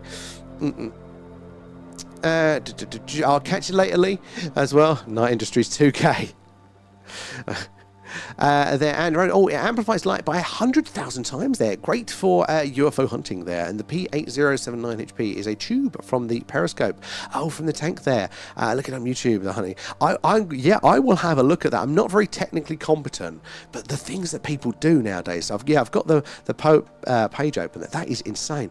I didn't even know they had anything like that from. That is cool there. And Liberty there, when you know you're coming to Rendlesham there, let me know. To infrared cams that can see 20. Oh, that ain't bad at all. Yeah, so we will. What we're going to do is going to be some point, I think, in October, and we're going to have to book it in and then play it by ear because obviously like weather and stuff. So if it's raining, I ain't got any way of covering the equipment because the camera points up. So I'm a bit like, it's going to be October. It might be a last minute cancellation thing, but I'm going to try and see if we can book 2 weekends and then see which one's the clearest out of it there. I'm not sure how it's all going to work though, logistically, but yes, hopefully we get a chance to meet up with some people. And it's Sunday there for you, Harko. And Joseph, I'm unable to see any messages. I don't know if anyone else is having difficulties. Oh, might need to refresh it there. I'm not getting that so far on TikTok, but it has been a dickhead to us tonight. Guys, if you're just joining us, we're doing a live UFO UAP Skywatch. We're currently live from Wiltshire here in the UK, right in the heart of crop circle country, and just down the road from Stone Henge. So a long history of the weird and wonderful, the strange and anomalous in these skies. Do help us spot them. We have the tracker on, but it ain't doing a great job tonight, let's be honest there. So we're going to miss a lot, but we're going to see a lot of objects like this flying around the night sky. We need you to follow them with your eyes and see if we can observe them. Stopping dead, shooting off at speed, changing course or trajectory, because that is how we'll know for sure that it is something anomalous, something much stranger than a man-made object. So, yeah, keep your eyes on it. How the fuck did it manage that stupid thing? I'm going to throw the tracker out the window, I think, in a minute. In fact, let me spin the camera around a little bit more. Let's go back over to this part here where we have Vega in shot. Seems to be a slightly busier patch of sky. Oh, dude, for years I always said there was something sounding, and a sound no one could hear when the spook dishes were switched off near Brecon. It stopped. So some people do pick up on different frequencies. They wouldn't want to admit that because those dishes were so important to them. That is funny that you could pick up on it though. Did anybody else locally hear that? Lots of stuff floating around the field of view tonight. It's quite busy. It is good, nice and clear. We're getting some of the colours from those stars. Obviously, the purples that's coming in there. Get a little bit of red flicking through on these ones down here as well. Very cool to see. But yeah, very active there. Yank receiver base. Was that an ace high one? The massive dishes. I think the tracker needs ditching. It's distracted. It's playing up, but it's very good at noticing the fainter ones. There's so many that I would have missed because it does go the fainter ones. Normally when I turn it on, I go, there's nothing on the screen, and then it picks up those ones. So we'll have to see there. And it's looked in the general. It's wicked cool. It could be TikTok. It's already basically it's given us a little bit of a ban and a block and knocking us off tonight because it thinks that we're showing stuff that's non-original. Basically it thinks we're showing YouTube videos or some bollocks like that, which obviously we're not. It's a directive. That's interesting. Probably not the wisest, but that is interesting. Yeah, I'll have to look next time when those come up there. Can you try and get more gain? 3 2/3. What's that? What sort of things? As in, is that a lens one on that? You have to let us know there, Alan. So thank you, Dalton. As a concept, because I've been chewing over what would be the best vehicle for us, what's like from a practical point of view, what equipment we would actually need, and all that sort of stuff to do it. And it actually just naturally turned out to be something like that. And then we chose the American style van for looks. Looking into the heart of the galaxy, is it really? That is crazy to think we're looking all the way back there. I didn't realise, but actually the astronomers don't have a good view on what is on the other side of the Milky Way because it's so thick and so clouded there. A lot of it is just guesswork in that direction, apparently. Who thought you were MAGA up? In a diagonal form, top to B down, you can see our galaxy plane. So in a diagonal from top of B, diagonal down. So top of B, yeah, diagonal down. So that way. Yeah, because that I could see that a bit from earlier anyway. Not so much now. It's not clear to me now, but I have moved the camera, so maybe. But I could see that earlier. And Mars there. Lots of objects seem to crash in the zone dull silence. Oh, from UFOs to asteroids. Normal air traffic. We want to stay away as equipment malfunctions. Where is the zone of silence? I've heard about that. That does ring a bell. Interesting. I need to hear on that more on that one. And X coming in with a gift. How are you tonight there? And we are a massive spiral galaxy swirling at 2.5 billion miles an hour. See, you don't think of it, but our solar system is moving. It's in everything up here is in moving. It is in motion. And we go up and down like a fairground pony ride. And there is, in the same way that we get seasons here on Earth with our orbit around the sun, you know, because it's not a perfect circle, it's slightly elliptical, and therefore we're slightly further away from the sun, and then slightly closer, you know, we get our seasons. The same is true or we do suspect the same is going to be true for our whole solar system, going through different patches within the galaxy as it's all moving around and swirling in motion. There may be things that might be why they go through certain catastrophes cyclically, why our record of temperatures changes, that because we're going through those different wider environmental stuff in the galaxy there. Carousel there, and R4 there. Did you manage to catch the solar eclipse? And the person says, yes, we did, R4. Yeah, so we did get quite a few shooting stars, which was really, really awesome to see. But not so much actually on the night. We did a few towards the end, but it's the next day and the day before we saw loads more there. Think about yourself there. Don't anything cool happen. Back in 15, don't let anything cool happen yet. Get the observatory up and running. See stars in Ireland. Hey, there we go. If those clouds are cleared there. How you doing, Rodney? Good to see you there. And Lachlan, love the tracker. It was a concern, like, because we don't want to be blocking from the main show, which is, you know, the actual objects themselves. So it's kind of like, is it going to add for it or is it going to take it away? So I get the feeling with it, but for me, it's definitely drawn my eye to things I would have totally missed. Well, that one's a bit of a brightness change there. I definitely think it needs to move. Like, it would be much better if it actually stayed on bloody course with these things. How hot is the laptop? Yeah, it's getting a bit hot. So it might be having issues with that. So I will, that's something I can be working on this weekend, actually. See if I can improve that one for it there. It'd be better if it could actually maintain the tracks. What is the purple glowing light there, Rayan? So that wonderful star is Vega. Zoom mode 26 years from, 26 light years, I should say, from us here on Earth, burning much hotter and much brighter than our star, the sun. It's huge, this bloody star, but yeah, not too far in space terms. So if you think our closest stellar neighbour, the closest star to us with planets around, is Proxima Centauri, and that is 4.2 light years away. Wouldn't want to walk it, but that's our next door neighbour. So if this one's 26, it's about the end of the street in space terms, not far away. So for reference, it is this one here is, so if the purple one here is 26 light years away, this one is 2,600. So they can, and that's still quite close by in the scheme of things. Susan Vega sings for us every night. And black holes are a really theory, and that image a few years ago is not proven. So, Alan, you're quite right about that. You know, there are lots of things that we take for granted, and they're our best guess to explain observations and maths and things like that. But black holes were a prediction until recently, and now still a theory for what we are observing there. I mean, it's a reasonable one, but yeah, as we learn so much about our universe there, you know, we take lots of it, don't we, as like locked in stone. But yeah, it's our best working guess at the moment. Even the old Big Bang is very much in question there. You are Susan Baker. And South America, not sure if it's part of the Atacama Desert. Yeah, that feels about right for that. So that is very, I'm going to look into that. I wonder why that would get more action there, but maybe whatever makes it a weird place in general is causing those there. And just a reminder, you're standing on a planet that's evolving and revolving at 900 miles an hour. It's orbiting at 19 miles a second, so it's reckoned. See, that makes me feel dizzy just thinking about it, but it's true. One day we'll be a Milky Drometer. So yeah, we are merging. Apparently it started already, the very outermost fringes of our galaxy. So Andromeda. Should we see if we can find Andromeda actually? Let's cheer you guys up and pause the tracker. Right, let's have a look, see if we should be able to, if I go this way. See Andromeda. So in all of these dots that we're seeing at the minute, these are other stars. Like our sun, different range of sizes, brightnesses, temperatures, and all that sort of jazz there.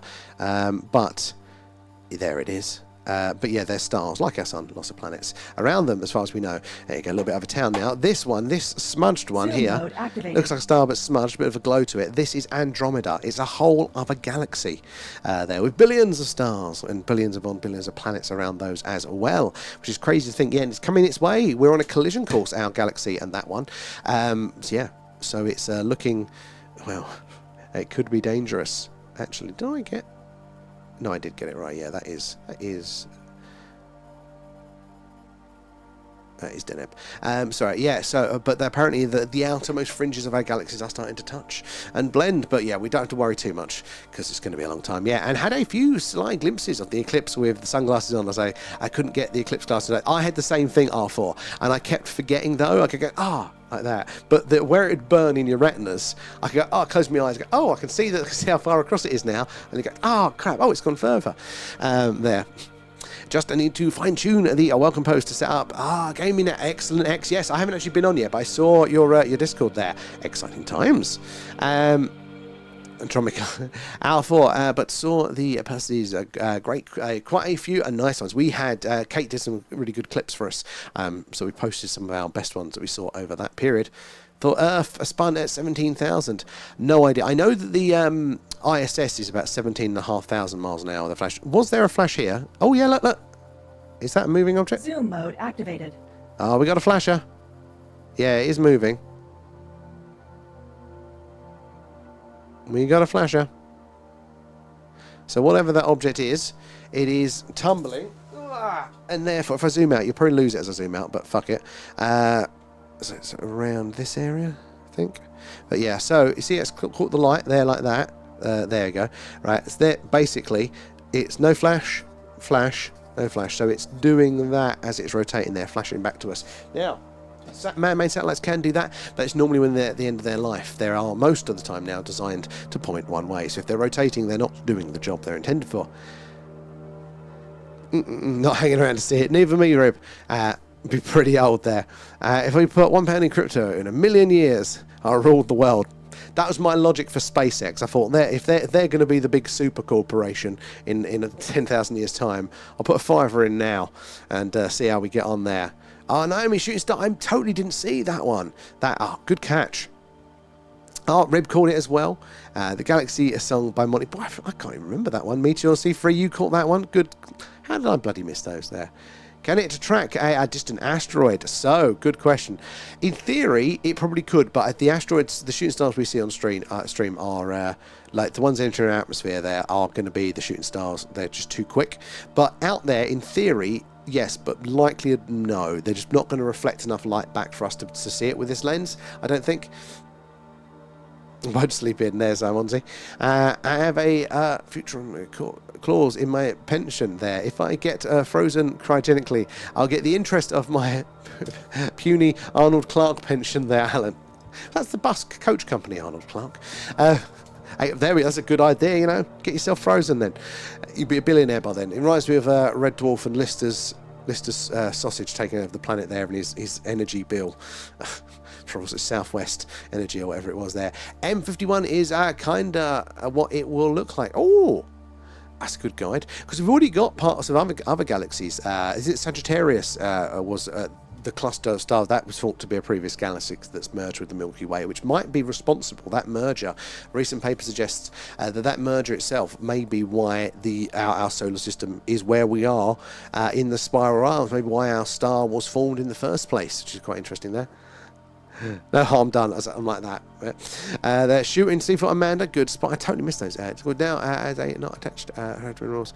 That's also posted from now as a not attached for but auto post from TikTok and on YouTube. Oh, is it? But I posted in there. That's clever.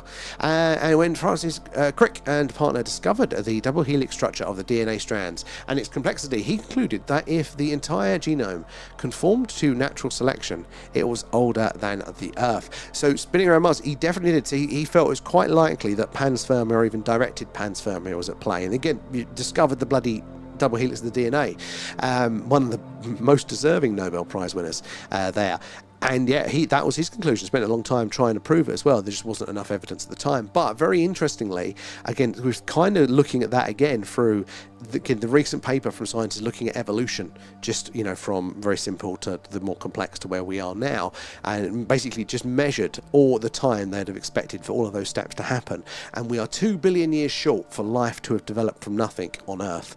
But Mars was habitable for 2 billion years. So at the very least, I'm very strong. I reckon it probably did come from there. The implications speak for that. I think they do. I really do. Bot.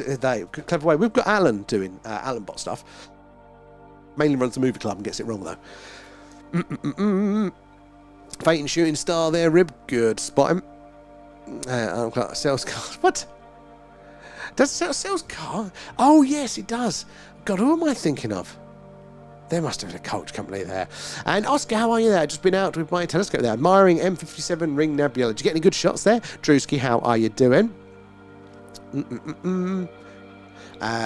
Oh my God, we've caught up with the chat tonight. You guys are slacking. You're letting me rest there. Should we actually, let's lower the camera because, let's look. There is another constellation I always like to point out, which is about here. There we go. We have got the zoom mode activated. There it is. The Coat Hanger constellation is the only bloody constellation there that actually looks, it's an upside down coat hanger, like what it is meant to be there. Always cool to see. Are we up to date there as well? Amanda, how feed him exactly. Music. No, I knew you was going to say that, Kate. As soon as I look at it now, I always think you're going to say it. Should we spin it around and see what else we could see tonight? Oh, excuse me, because we've not actually spun this round on a cloudy night, have we? Oh, there you go, there's a tree. Can we go up a bit? So there's Vega. That's a nice red one in the middle there. What's that one? Very faint one. Sorry, I just got distracted there. Look how close these two are. Look at these guys. I wonder what they are. Very close boy. Right, anyway, let's go this way. Let's get ourselves back around to Vega, and let's look down on the horizon. See, I won't see the moon, but I expect it will get brighter.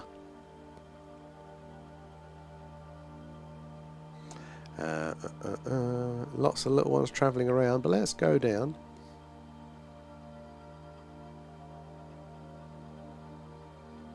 Oh, a few clouds down here. What's that bright one then? Because that's a big bright purple one. There's the trees at the end of the garden. So it's a little bit bright because the moon is down there. Let's go back up. Yeah, I wonder what that big bright boy is. So one of you will know. Look, it's below Vega. There's Vega now back in shot there. Our big, bright and beautiful Vega. Let's put the tracker back on. Where are we? It's a nice nifty to do. It makes it so much easier. It's reliable. That is the main thing. You just know you push the button, it is going to move. How come we always put it Vega? Because Oscar, it's beautiful, and it's when it's in the part of the sky here, it's just a nice place. Excuse me, to start off with. If I always had the camera set up there, I know I'm starting from the same part of the sky with it as well. But as it moves on around, yeah, it gets harder and harder to, and then we kind of get a little bit lost. It'll be Betelgeuse that comes in for us next over winter, and the Orion constellation. At the minute, Vega is almost directly sort of overhead, so it means it's not over the light polluted area of the town, and it's always and it's not over towards the sunset. So when we come on, it is just after sunset. It's also not as bright there. The Egyptian pharaohs of old wore enlarged headdresses made from elephant or rhinoceros scrotums, according to Credo Mutwa, the last Zulu healer and wisdom keeper. I mean, what a use for them. What a use there. Living Light, how are you doing tonight? Thank you for feeding, Alan. Nom nom nom, thanks, guys. And Mark there, warp drive. So, engage That is actually a very plausible way that they could be visiting us. They could be traversing these vast distances. You know, it sounds very sci-fi, doesn't it? Warp drive wormholes. But real life actual scientists have looked into it, and it doesn't break physics at all. We just need a lot of energy, so we don't have that. That's the bit that we can't get to at the minute. But yeah, maybe that is what is happening, and some other scientists kind of mapped out what that would visually look like if a craft was bending time and space around it. That would also have quite a distinct visual profile, and they've looked at images of UFOs that claim to be UFOs, and that could well be the case. It does seem to be displaying that behaviour there. Annabelle, welcome aboard. Where are you joining us from tonight? What is that there? Aurora rays. What's that one? There. Good spot in there. Danny in B1 there. Guys, if we do miss something, you can call out the grid. So B1, for example, and it will illuminate the box, the grid that is instrument to there. So we can draw our eye to it there. Or it could be in the constellation Lyra. Oh, it might be. A star is Salafat. I would have thought I'd have known like the name of it. You know, it would have rung a bell, like being that bright, because that is substantially brighter than the others there, isn't it, off the background? Yeah, it's a good anchor point, basically. We're human, we like to attach to something there. And let me like, hello, one and only thing. How are you doing today? How's your weekend going, living light? Don't shoot the messenger. Bang. It could be Russell. Here you go. That seems just as bright. Russell, that's another one I haven't heard of. SpaceX are launching our sats. Well, hopefully we'll get a chance to see them. Is that tonight? Is it now? Because yeah, I mean, what's an orbit's 90 minutes or something like that. If we are on the correct path, one of you guys will know there. And Oscar, I would try to point at Arcturus over time. It is normally where Mercury, Venus, and sometimes Jupiter is. So Arcturus is an option for us at the minute. It is, especially the earlier part of the night. It is in a safe part of the sky, and it is cool to see. But it very quickly buggers off over the town. It's a bit too light polluted, and there's trees in the way for us there. So that's why, yeah, we can't get a lot of the other ones in shot. But it is possible at this point. Altair is fairly bright lower down from Vega. It might be Altair then, because that one does ring a bell. I feel like we've probably looked it up previously. Last Doobie. There. Send it over the airways. It'll be around north-northwest there, so I don't know if it's that direction of the town. Yeah, that's the problem for us. The earlier on, Altair is... no, it's Arcturus, I'm thinking, is... which one? Right? Arcturus is in shot earlier on, but it's again just right. But by the time the stream starts, it is normally over the town, yeah. And then so Altair could be the one that one there. God, all these names there. And Drisky, while looking at the stars, it's made me think of the Flat Earth documentary I sent you. You're starting to look at it's a little bit suspect now, and it's like, what's that? That was interesting. Like, yeah, I've still not sold me yet. But if that's a real documentary, you know, then it does make you wonder how. You know, because even back then you would have thought there'd be more close to it there. Massachusetts, I love that one. That is cool. Have you ever seen anything strange in the night sky? There, I would love to hear about that one. Hercules, I'd never know the constellations for those ones. It's a beautiful clear night. It is the summer triangle, very much so. It is those three around there. I always forget the names there, but Vega's a nice and easy one. And you get the east-west Saturn is nice. So Saturn, yeah, I don't think Saturn's in for us yet at this time. I don't think, but I'm sure it will be at some point. It could be Altair. Yeah, so yeah, somebody will know. I think Altair could be a good contender for this one. Kane as well, coming in there, feeding thanks, Alan. guys. Appreciate that, guys. If you're new here, do say hello. Let us know you're all watching from tonight. We're doing our live UFO, UAP, Skywatch, and these are the skies live from Wiltshire here in the UK, which is right in the heart of Crop Circle country and just down the road from Stone Henge. So a long history of strange and anomalous things in these skies. Do say hello. Let us know you're from. Ask away any questions, no silly questions at all, but help us spot the weird and wonderful. The tracker is obviously still crap as expected tonight, but look at this one. Zoom mode activated.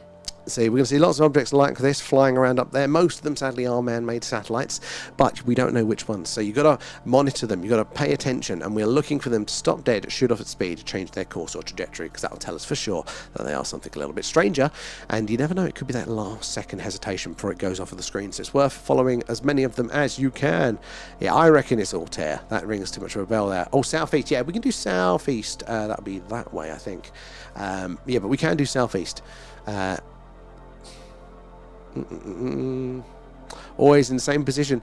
Well, not necessarily. They do change. Like, so it said Vega for us, even though we put the camera in the same place and start off roughly in the same part, so it will move around over as the seasons go, won't it there? ISS is nowhere near, I'm afraid. Not yet. Not yet. I think September is going to be the earliest pass, I think, next. Some starseeds were Arcturian. Yeah, so that was, I think, one of the reasons I pointed the camera there, knowing it has a bit of legend to it there. Sirius as well comes in for us at some point, doesn't it? I think normally over the winter. And then that's got the connection. Just tuned in there, north. I just saw, I think, Starlink there. String of lights. That could very, very well be Starlink. Somebody did say that they that Starlink had launched a train. Do you know what direction it was going? Because north is the one way we can't do at the second, sadly, because it's just too light polluted there. Just see another shooter there on your Stellaria map. Do they show shooting stars on Stellaria? That is cool. No, I don't remember. It was an Australian news channel explaining Earth. Same thing. Saturn will be low at the minute. You probably won't be able to see it for us here because we've got a lot of trees and a bit of a hill and stuff like that there. Oh, bought a new telescope mount that has a motor, so it can lock onto planets and things. But a go-to mount, I've not even heard of that. That is pretty cool. It's literally, it tells it, oh, go to Jupiter, and it'll point at it. Now that is cool. Do you have to set it up and give it an alignment, or is it just now so smart they know? That's cool. Janie, how are you doing? Thank you for the gifts there. Appreciate that. All goes back into the stream. Mars. It's said that whales have been discovered under the ice of Enceladus there, one of Saturn's moons there. So that is interesting. I mean, as far as I know, I don't know how we would know yet with like the technology that is publicly available, the probes and things. Enceladus is definitely one of the ones that has been. Is it Europa as well? They're one of the ones that's going to be theorized, that could definitely support life. But yeah, we've only sent very, very limited probes, like publicly available. That is. But I would not be surprised if there is very similar life around, even very, very locally there, because we just haven't. In the mainstream looked, checking in from Nebraska. Love that one, Alex. How are your skies tonight there? It's not Starlink. Oh, I've not paid for this month yet. They're still up there even if you don't pay. Looking at sky near the north, and it looked like a line going as if diagonal. Oh, okay, so looking north, diagonal. Well, there's a chance it might come out over our skies. We've seen them before. They're always phenomenal. And can you imagine people that got no idea what Starlink is, seeing that in the night sky? So it's so non-organic like that. No wonder people get them confused there. Yet live satellites. I've seen that one. I haven't seen the shooting stars. Didn't even know. So it's new for you as well. That is cool that it does that.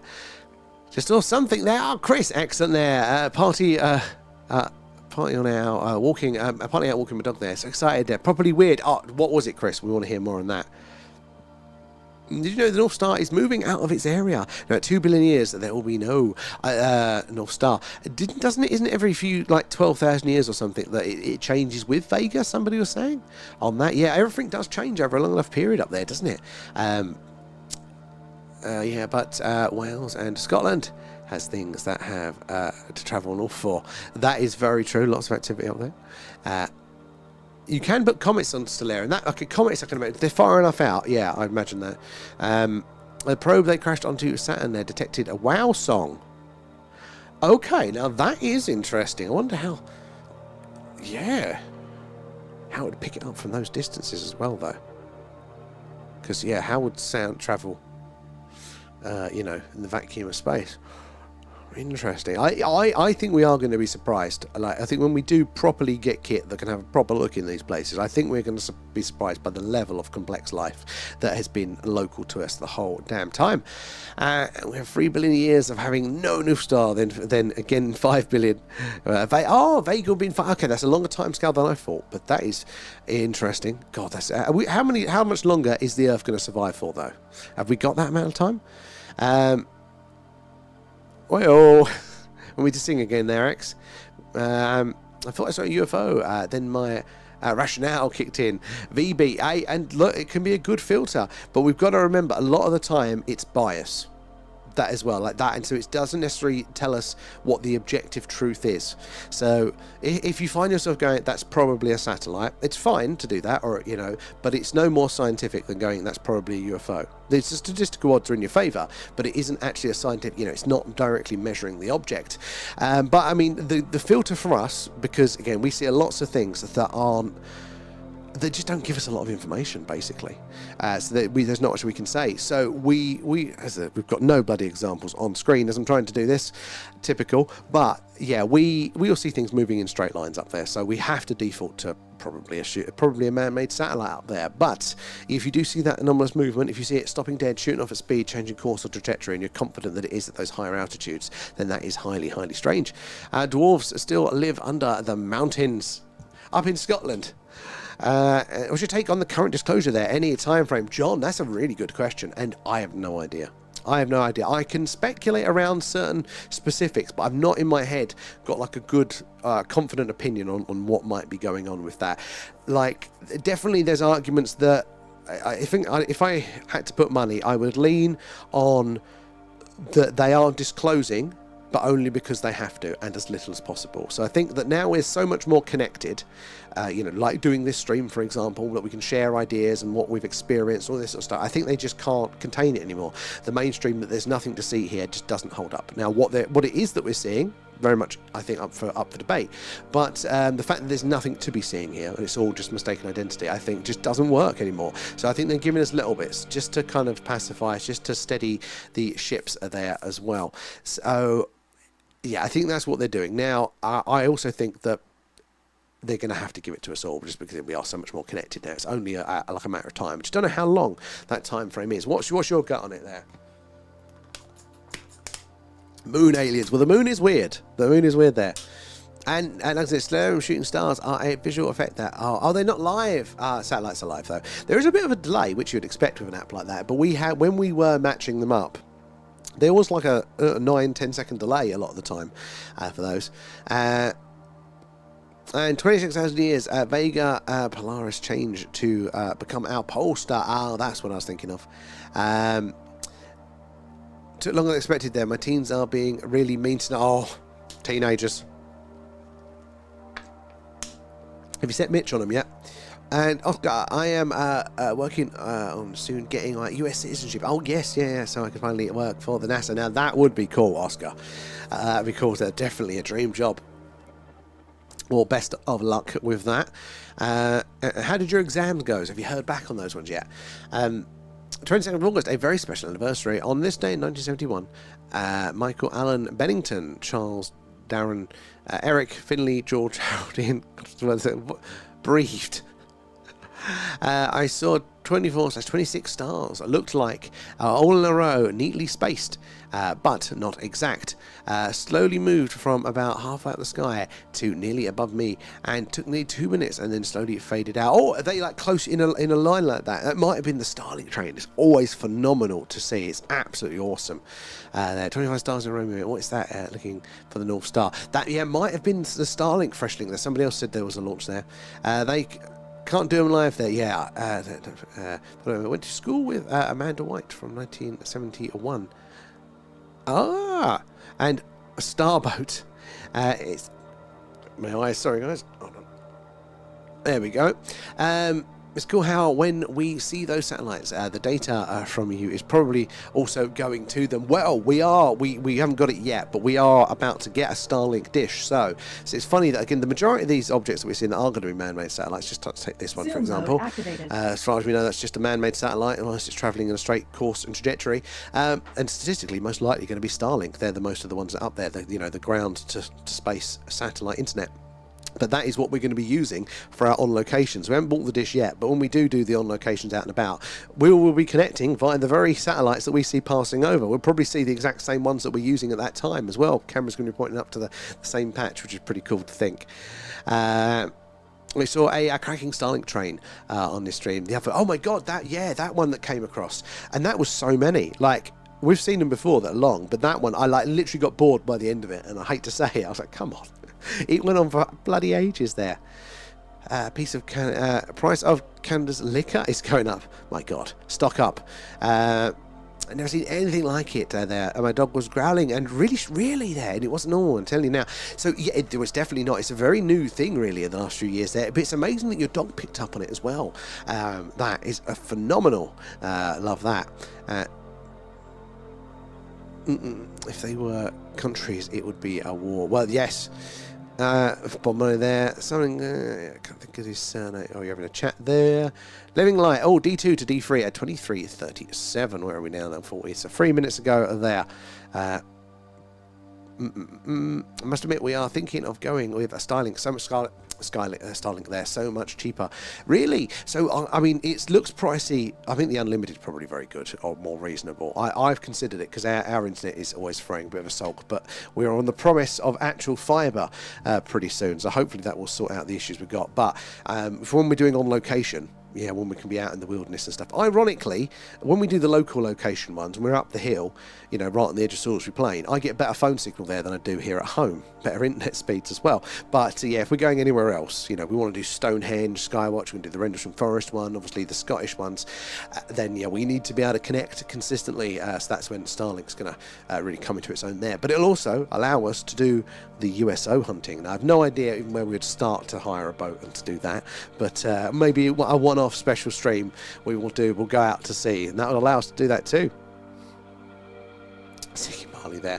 Oh, D2 to D1, no worries. Oh, going up, that's right in the corner there.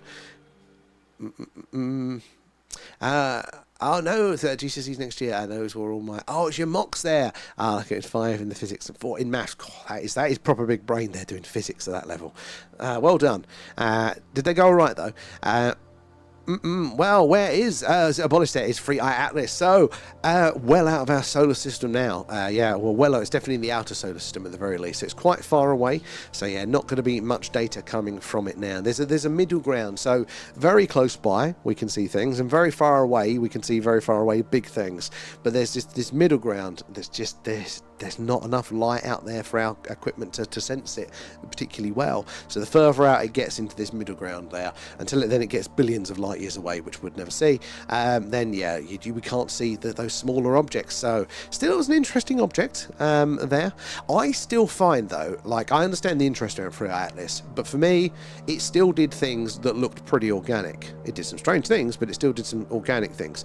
So I was like, I'm happy for that to be a weird, wonderful interstellar organic object. But Oumuamua, the first interstellar object, for me, didn't get the attention because it was kind of after the fact that we noticed it. But that, for me, was more interesting there. That was a really, really weird object there. And wait, there isn't an age restriction on the live, is there? Technically there is, Oscar. Technically there is, but you've already been in now. So some of those sightings are cool, Chris. Whatever it was cool there. I've been teaching Simon at YouTube there. I worked with Glenn on his still from time to time. I feel a dome of Glenn's. Is that Simon's Astro one, Liberty? Is that Simon? And about 2 years back, I saw something that moved, but then suddenly changed direction. Could that have been a satellite somewhere else? So, if you're confident that it's that high up, it can't be a satellite, because man-made satellites are essentially falling to Earth in a big circle. So that's why they're always moving, basically.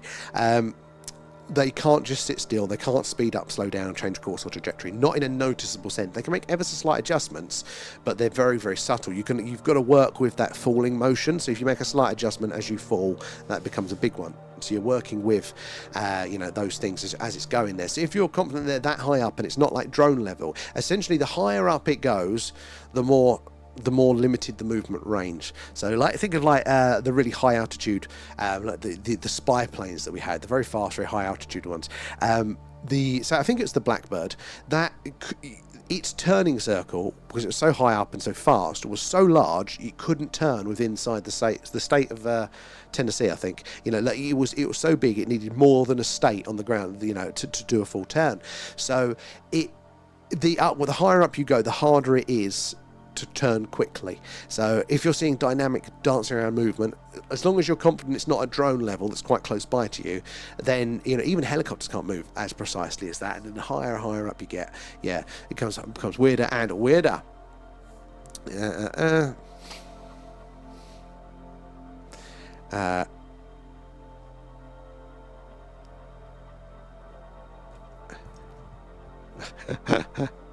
And 36 Starlink's passing over tomorrow at 21:18. Oh, it's a bit early for us, but I wouldn't mind seeing it.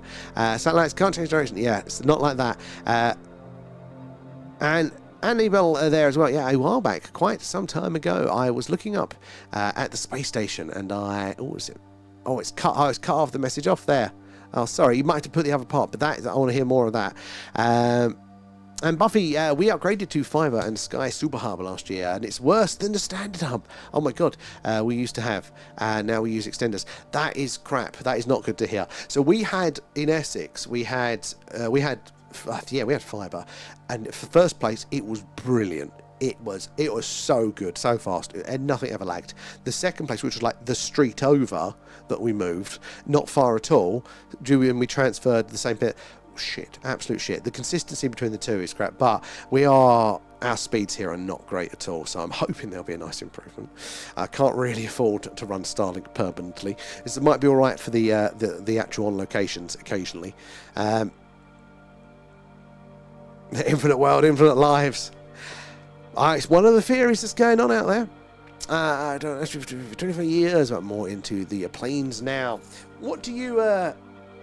Is there a third category at Liberty out of this? I've been trying to rack my brains because, like, what else could be, what else can we do?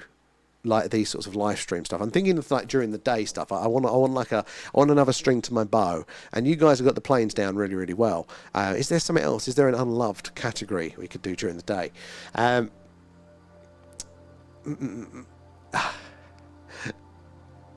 Yeah, it's all good, Oscar.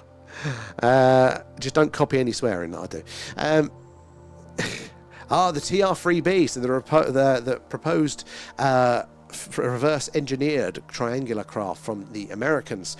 There were a lot of sightings around that time. There also was new or more active triangular-ish shaped planes at the time, which could account for a lot of the sightings.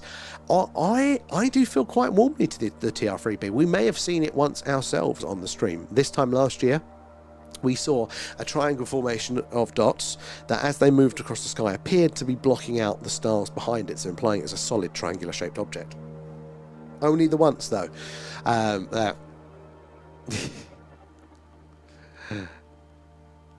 Just don't tell anyone, we're all right.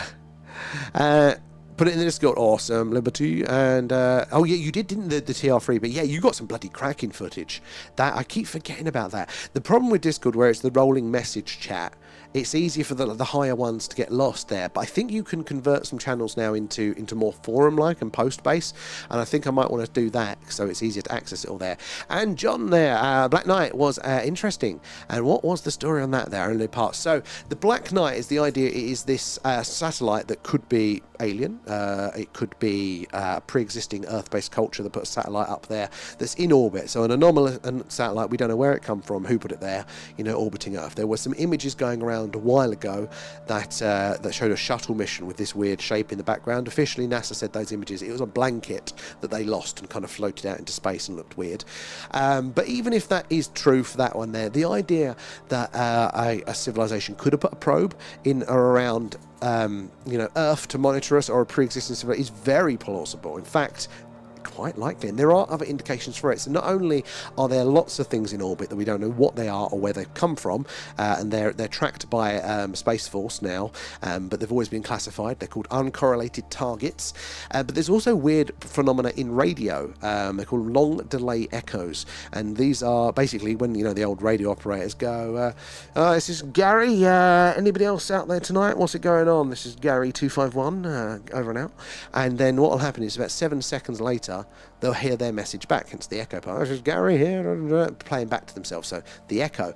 Now, we know radio can reflect off of things there. It's a well-known effect. It can do it off our own ionosphere. Therefore, part of the atmosphere, basically, at night especially, very reflective, bounces those signals around the Earth and people can get them back. But we know how long that takes. At the speed of light, around the Earth isn't actually quite fast, fraction of a second, so you get that echo back quite quick. But at 7 seconds delay for these long delay echoes, well, that implies that signal is travelling for 3.5 seconds out and then 3.5 seconds back. So it's either reflecting or getting repeated. But you can tell at the speed of light, as fastest, that the furthest away that thing could possibly be. Now, there's nothing about 3.5 second light seconds away from us. There's not the moon. There's nothing there, except there are some things called a Lagrange point. Now, a Lagrange point is a weird place up there in space because everything flying around up there, it's all moving, it's all in motion. Nothing really sits still, not even the sun. The sun's moving around and stuff. So it takes a lot of energy to sit still. The only exception really are geostationary satellites, and you can kind of park them around the equator. But even then, they drift out and fall away over time. But there's not really many parking spots other than these Lagrange points. And they are where the gravity of large bodies kind of cancel each other out. Oh, why is it? I'll have to look into that one because we're definitely not due one. Don't get too excited there, guys. Yeah, so that's why you mentioned the tracker was kicking off. Bloody stupid thing. Yeah, so the basically the Earth and the Moon's gravity, where they kind of overlap, there's a point where they cancel each other out, and you can put things there and they just sit there forevermore. The James Webb Space Telescope is in one. It doesn't have to keep constantly using booster power to kind of adjust itself and stop it from falling back to whatever it's orbiting. But yeah, that's a perfect place to put a probe to monitor our Earth over a long period of time. You know, maybe you'd get it to wake up when there's sounds of technology, when you know that the life there has advanced enough. And how would you communicate with an unknown species? You don't know its language.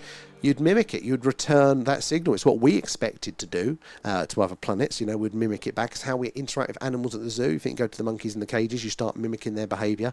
The parrots, you start trying to bob your head in the same way to say, look, I'm communicating. Look, I'm talking to you. So that's quite plausible. And definitely high up there. It looked small, like a star. And if that makes sense, 100%. So that could have been something unexplained then. Now it sparks my attention. It definitely could have been. If it's like a star, it looks like these, as I said, we're seeing these objects tonight, these satellites and things that are moving around. But this man-made satellites have to act in certain ways. If you're seeing that movement, they just can't do that. That is very, very strange indeed. And a rib there, a bit more old tech there. The SR-71 there. The other Vulcan is cool. Lightning, the A-10. So I once saw a Vulcan out of the blue. Like, this is in Southend, and I was walking down all the terrace streets. I can't remember what I was doing now, but I was just walking down this terrace street, and I had this enormous roar, and it shook the ground roar, and then perfectly just in line coming down the end of this terrace towards us was a Vulcan. Just came to it and then proper just swooped up. You couldn't have framed it better, and just oh my god, that was amazing. Something you don't see in your day to day. So I don't know if there's an air show on or something that I wasn't aware of.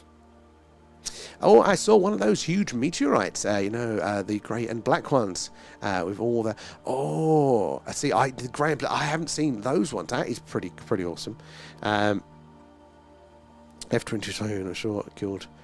Top Gun training there. Put the Vulcan on your channel last night. Vulcan is phenomenal there. Mason, how are you doing?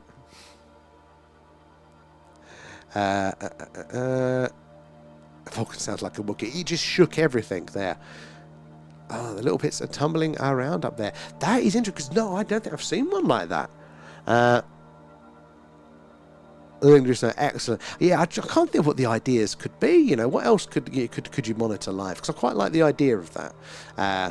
TR3B could be fake. I mean, it could well be. Again, it's a theorised craft there, but is there something that's similar, reverse engineered or not? Somebody was saying the other night that it was old Stephen Greer, and if that's true, that immediately puts my sus alarm on. Oh, the stealth bomber, yeah. Well, the B-2s actually are reported to have not necessarily reverse engineered tech in them, but they do have anti-gravitic properties. They're like bees. They shouldn't be up there. Their mass shouldn't be supported by their engine power. There is some weird technology going on with those. And doing some solar captures could be good. Oh, actually, yes. Yeah, solar is a nice daytime one, actually. Yeah, that would be a good use for the old smart scope as well there. Texture a couple of days ago was telling me and Mum that deers come from the moon. Now, I've not heard that one. I've heard some things. Deer coming from the moon. What was his... of all the animals, exactly. What was the reason for that? Is someone streaming outside audio? I can hear a drone. Shouldn't be. Where's that say? Southeast. It's bloody well not. Unless it's... Now I'm going to see where it thinks we can see this. If this is going over the equator, and I'm going to be like really pissed off. Hold on. ISS. Now, why am I Googling? I've got an app. It's over Africa. The ISS is over Africa. South ate my arse. Yeah, no, it shouldn't be. At the minute, hold on. If I mute the music, hear the fan. You picking up the missus' phone in the background, maybe? A10, we're at Lakenheath not long ago there, Phil, and I do love them. And apparently Neil Armstrong put them there. What? So Neil Armstrong put them on the moon, and he also then told us the moon landing was fake, so I don't know how that worked. Yeah, I mean, that was he safe to drive? Or was this when you were in the US?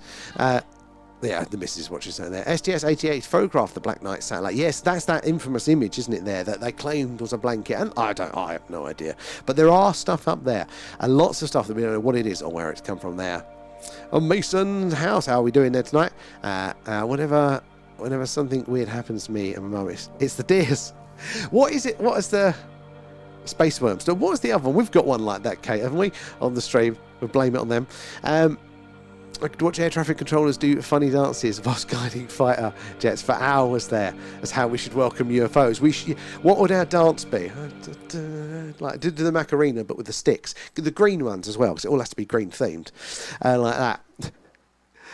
Yeah, I filmed UAP or whatever they were at Lakenheath them a few days. Changed my view on UFO after hearing the pilots talking about it. So it's little things like that, isn't it? I mean, you're seeing it with your own eyes, Liberty. You've spent, a very long time not just looking at planes, very familiar with those, I imagine, in day and night and all those kind of things. But then you hear like the people that work with that, in those spheres, is hearing their curiosity around it as well. Now, people can be wrong if they are experienced, but it does start to build up the credibility. At the very least, to be curious isn't as ridiculous as they would like for us to think.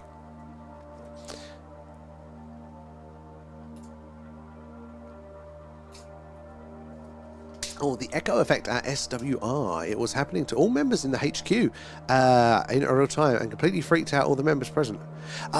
There was... So that might have done Omar. So if this is the one I'm thinking of, was it in, I think, one of the first few episodes of season 5, I think? Because that's where I got to. And basically they were picking up their voices again through the radio. That kind of raised my eyebrow, though, because they were all going, oh my God, how can somebody hear us? Where's all this coming from? Whilst also wearing radio mics for the production. Like, that was for, I'm like... lads, for that again, not necessarily been that, but for me, I go, you want to make sure your crew, because a lot of that stuff is radio linked for that.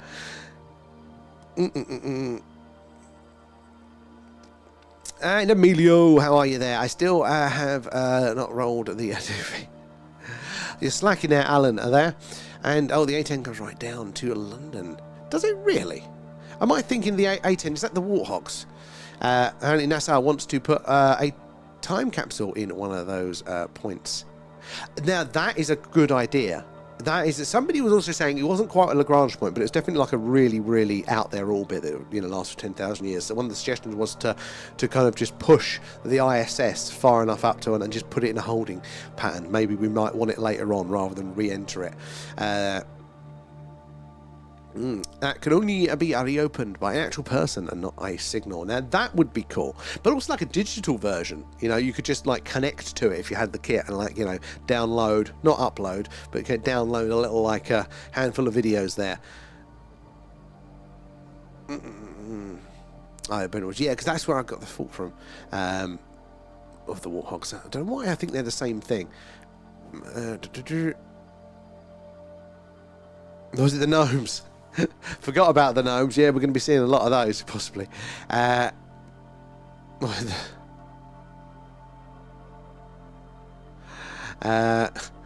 A10. That's it. Oh, I was right about that, the war, yeah. Animal there, I also saw 2 alien spaceships cruising around up there near the space station. Oh, what did they look like? How did you want with your eye, or did you telescope? That's awesome. F-35s are supposed to be out on night flights tonight. Oh, interesting. What I heard recently it was Danny Sheehan, and I quite like a bit of Danny Sheehan, because he's a very credible, well, he's a lawyer, so maybe he's not that credible, but he's got a long history in he's done some very important legal cases, so outside of the UFO world, but also kind of connected to the underdog and stuff like that. So I find him a very interesting voice on the phenomena. But his claims are sometimes quite literal. But he recently has come out of a claim that is it the F-47, the latest fighter jet from the US? He says that they are capable of action in space, and that they are being trained. The certain pilots are being trained to do that now by Space Force. And I'm like, no, you ain't got the to get up to space unless they are literally using, you know, proper UFO propulsion. Then how are you getting them up there? You know, that's the problem. It's the energy to get up there. That for me was like that claim was like, that's. Do I have to question everything he says? What's your hear that, or is he just being a little bit with the truth? Is he up, you know, kind of into the stratosphere, because that is where, you know, some planes can get up there? And does he talk that? Does he mean space in that sense? Oh, you've gone over there. That's why I thought I saw you twice there. Yeah, I wonder why YouTube's having a bit of salt tonight. Thank you for sticking around, though, guys. Where are we down here? And on the light days of a telescope, you could moonwatch in the daytime. That is actually true. So I imagine, yeah, actually the smart scope might open up a lot of that stuff too. I don't know. I like the idea of I like playing with these things as well, like, as a technology. Like getting a little bit curious of what other things can we do. Hence, like some of you guys have seen The Quest, which is it's on hold at the seconds. I'm arguing for resources for that. But it was our green screen dungeon adventure. If you ever saw the Nightmare TV show as a kid, which would be green screen the kid into this sort of like Dungeons and Dragons sort of game. It was all very ahead of its time. We did a version of that where we green screened me and Pete into this room by room dungeon adventure, and I do want to, it's still on the list to be done, but I quite like the idea of playing with lives and what possibilities there. So it doesn't necessarily need to be UFO related. I'll have to do it on a different channel, but yeah, I'm just curious. There are often afternoons where I go, I'm bored, I want to hang out with you guys. What could we do? Technically, we can do like just daytime sky watching, but I get a bit bored if it's just a blue sky or a cloudy sky. I just go like that. I like a nice, pretty night sky with the occasional movement and flashing to keep my brain active. No days where it doesn't. Yeah, Mark, I meant the stealth bomber could be the triangle craft while test flight. So yeah, that is definitely a consideration, because hasn't it got the wing lights in the right position as well? So it I could definitely think that. I mean, there's a lot of cases where it talks about it being silent and low down. So I think in those chances, the person's either, you know, exaggerating, or it can't be a fit there. But it does fit, doesn't it, with the time frame of that for sightings spiking up. So I think it's definitely something that has to be considered.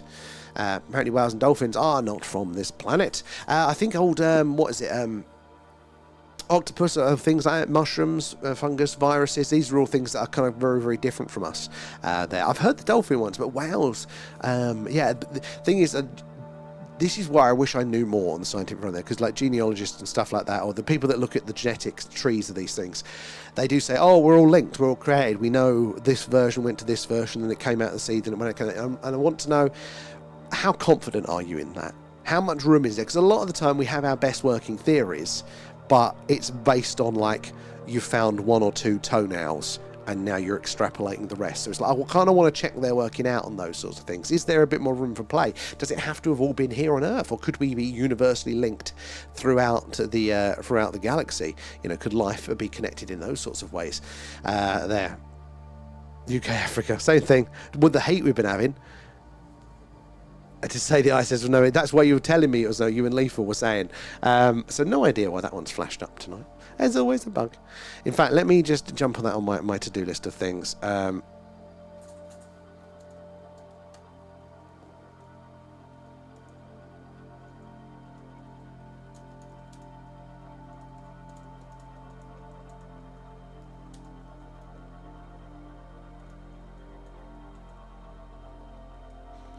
Put that on my list. I've got to fart when I mute this there. I've got to make bold eye contact. Just like, if you're going to do it, you've got to lean into it there. I mean, I'm full of a lot of hot air, so it's not too far of a reach, is it? It's the cone design with the bee's wing that allows them to use frequency to fly there. I mean, to do with the body size versus the wing. So that's not what I heard. I heard that it was to do with the electrostatic coating on the wings that kind of gives it extra lift, if that makes sense. Oh, wait, the cone design with the bee's wing that allows them to use frequency to fly. Sorry, Mars. Sorry, I got the totally wrong end of the stick of that. No, you're right. That's what allows the bees to fly. That is interesting. Frequency to fly. It's not an angle I'd heard. So, okay, interesting. But yeah, with the B2s, again, there's something to do with the masthead, and there's definitely been proper defence reviews looking into it, and they, public on that and again, well, we can't go too far, it's top secret. But yeah, there's something around the electrostatic coating on the wings that kind of gives it this charge, which also gives it a little bit of lift, basically, so allows for it to be a weird sort of thing. I barely scratched on it there, but it could be this anti-gravity angle there. You wouldn't want an A10 coming for you. Well, that's why they still keep them running. They're so useful there. And Avi Loeb originally said that Free Eye Atlas was a great object to theorize an alien invasion. Then the news twisted his words to saying it was a UFO coming, and he went along with it. So, yeah, old Avi gets a lot of bad press. And there's definitely things I will criticize him about. But a lot of the time, I actually think he's quite valuable, because when you listen to actually what he said, he's just posing the idea. I think the stuff that I heard around old Atlas was mostly that, we know so little about it. It was there. If we keep assuming it is just going to be a natural object, then we are not going to notice it when it's not a natural object, and it could be an alien invasion. And that's a perfectly scientific position to say, to be argued. But everybody took that, including people in our community, took that as he's saying it's an alien spaceship. And it's like, no, we've got to calm ourselves down and listen to what he's actually saying. So I think he's quite useful at poking the establishment like that, and really kind of, just highlighting it. And he is technically one of them. But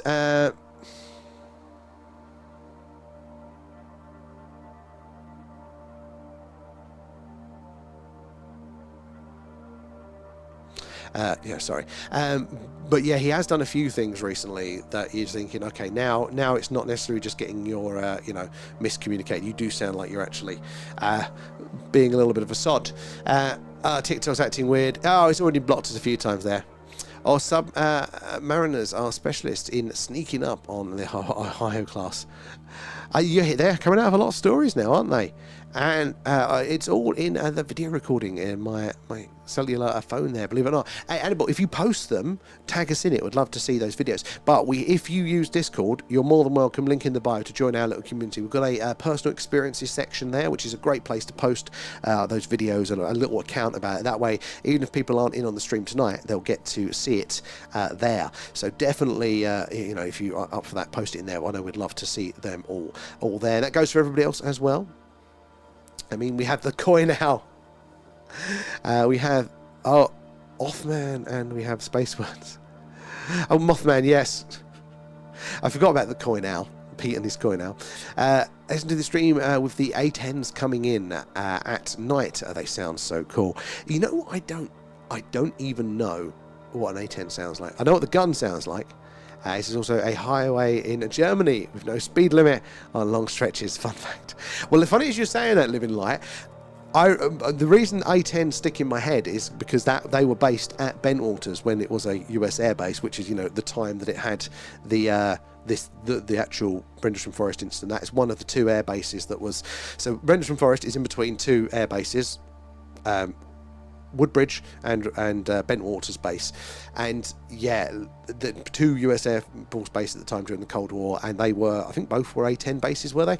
That's where they were based to fight over Germany if needed during the Cold War. But part of it, I remember going there and they're telling us about it, that there were airfield, there were motorways in Germany that were highlighted for use as emergency runways if the conflict ever kicked off. So that was running in my head, and you just come in and said, fun fact, the name. I wonder if it's the same name. That would be hilarious. I can let you pass on that. We worked it out, Kate. I'll forgive you. You've only had about 2 hours sleep. I only once saw a pair fly over in the 80s. Oh, the amount of kit that was out there during the 80s. Oh. Random question, do you know how big one of those squares are? That is a very good question. No. The whole thing, our camera is roughly, if you do the, the old director's alignment, do the actors look good? It's that, do that to the night sky, arm's length-ish, and that is about how much sky we have in shot with the lens. So it'd be a subdivision of that. It's not actually that loud. F-16 Eagle shot a satellite down back in the 70s. Now, that is pretty cool. I didn't know about that. I knew there'd been, I think, was it the Russians or was it the Chinese the other time shot out a satellite recently? 6x speed there, my body is not following. Night stream typhoons, what does that look like? Yeah, how does that come out? Because I think like with how dark it is at night, and their navigation lights being quite bright. Is it just the navigation lights that you see a lot of the time until they get onto the tarmac? Is it Travis, Dragon, and Eric were running around outside and could still hear their own voices there coming through their own equipment in a real time instant there. Very odd indeed. So I saw one where they were in their control room, and there was two of them in a chair, and they were having the sound come through, and they were hearing themselves. They were looking at the radio spectrum, basically, the waveform coming up. And then they ran into another room, and they could still hear themselves. So I don't know about them running around outside, that one. But this, they were in here, and I'm like, dude, radio mics. That's how all of the film crew work. It's not just your packs into there, it's feeds going out to the directors and to the cameras and time sync. And Liam there, show us the new Starlink. Liam, we're waiting. It might, if we're lucky, pass over. I don't think we are going to get lucky tonight. We've seen it a few times, though. But it is up there now, so if we get lucky, it will pass by. But you'll know when it comes across the screen. Film Typhoons at RF Lossiemouth. Oh! There. A10 is the well. Simonzi. I wasn't too wrong there. UK Phantoms were last catapult launched. The UK Royal Navy aircraft. Wow. But to be honest, the better player UK had to the A10 was the Buccaneer. I remember the Buccaneer. Cool. Would it really? I always think our stuff is a little bit less there. Leanne coming in the shares. You should be in bed. Way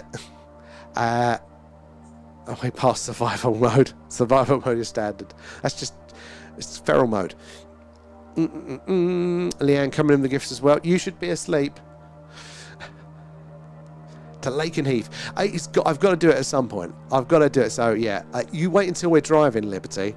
There'll be no stopping us. Has anyone watched Billy Carson before? I've seen him on a few different things. I've seen. He's one of the ones I find really interesting. Like, I don't necessarily agree with his overall structure, but I find it very intriguing. Like, I feel he might have a few really valuable points in amongst it all. Don't look at the moon. The deers might get annoyed. Don't look at us. I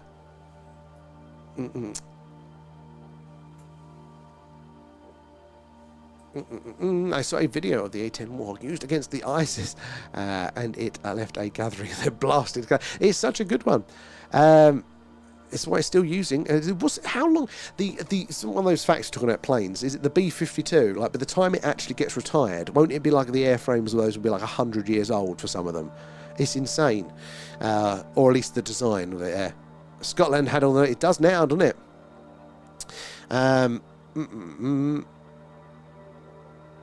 Get the green people there. Yeah, we did. We had them a few. The Americans did have them, didn't they, during the Cold War at various bases all over the UK. I think our nukes are just at fast lane now. But yeah, who's to say the Americans aren't, bringing them back over here? It would explain a lot of that drone activity.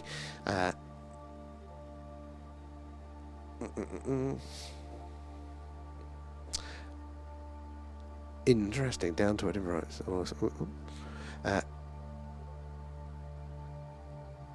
Twice even there. Glued himself to the road, for fuck's sake. They've got nothing better to do. Helped the Greenham Common back in the day. It's pretty cool. That was a big protest. They were there for ages with that, weren't they?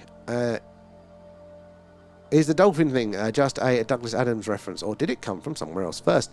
I don't know, but they're interesting, aren't they? Because they are so intelligent for what they are. But it might be the case that they seem like an outlier to us because of that intelligence, because we're aware of the intelligence, whereas now we are understanding wows a lot more.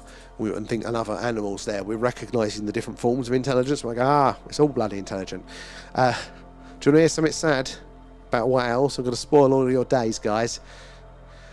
No whale ever has a peaceful death. They all die of drowning. Yeah, there we go. You're all sad now.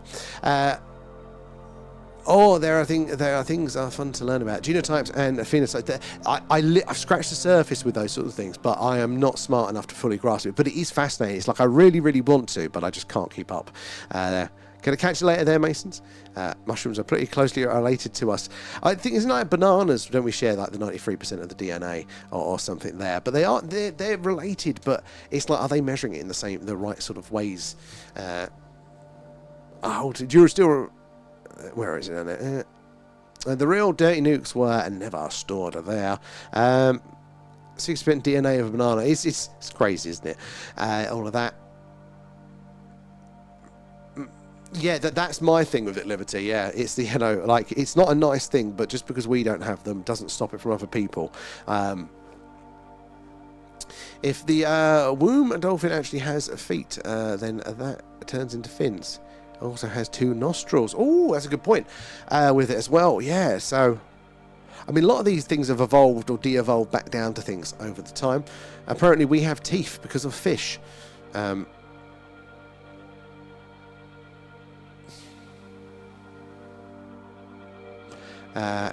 the nukes now. Mountbatten pushed for them and not the RF. Did he really?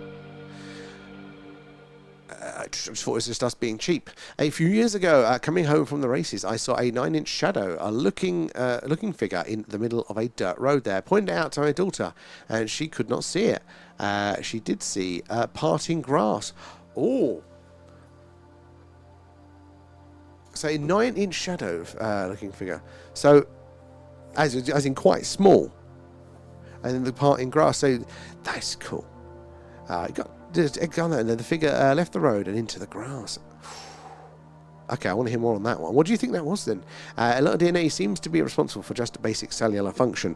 Yeah, again, this is definitely one of those areas they just don't know a lot about it. That is the thing, It's we think this does this and the rest of this is junk, but based on our limited understanding, I think.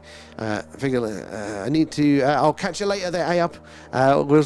We'll see you tomorrow night. Get some rest. And hopefully we'll see you tomorrow night there. Look up the program inside the womb. It's fascinating. I'll have to do that one, Mark. I'm sat outside the room. Meant to be asleep. Cooked. Better get to bed there, Roscoe. TSL2, direction the Queen. Samaria ship can have a nuke-related warheads. Yeah, it probably is capable for it, isn't it? High regularly consume mushrooms to expand consciousness. High priests regularly consume mushrooms to expand their consciousness, which is why they're called high. There are lots of links to that sort of stuff, and it is definitely not crazy at all. I think it's definitely been weaved into our culture a lot more. And you're looking at how mycelium communicates and stuff in general. It is interesting. Sure it is. Come on. I think it is now. No nukes there, although I have signed the USA. The Tridents are held mainly in Colport, maintained at Colport, Portsmouth, and the US weapons tech. The V-boats. Interesting. It's cool there. And such TikTok universe cost... A TikTok universe costs, oh my god, 449 credits. Oh yeah, you showed us that one earlier. That is ridiculous. Those ones.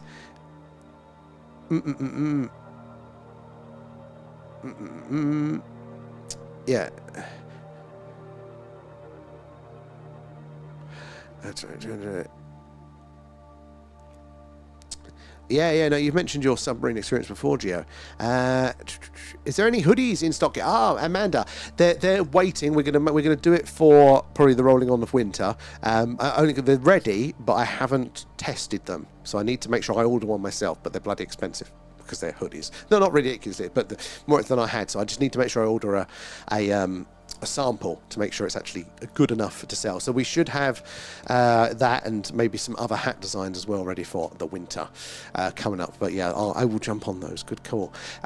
Giza got no prize for coming up with the most advanced receiver ever made. A rectangular block covered in cones, just like the bee's wing.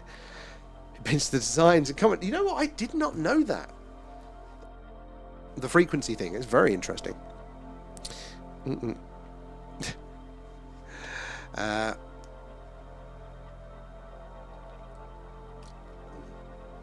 we do get off top of there.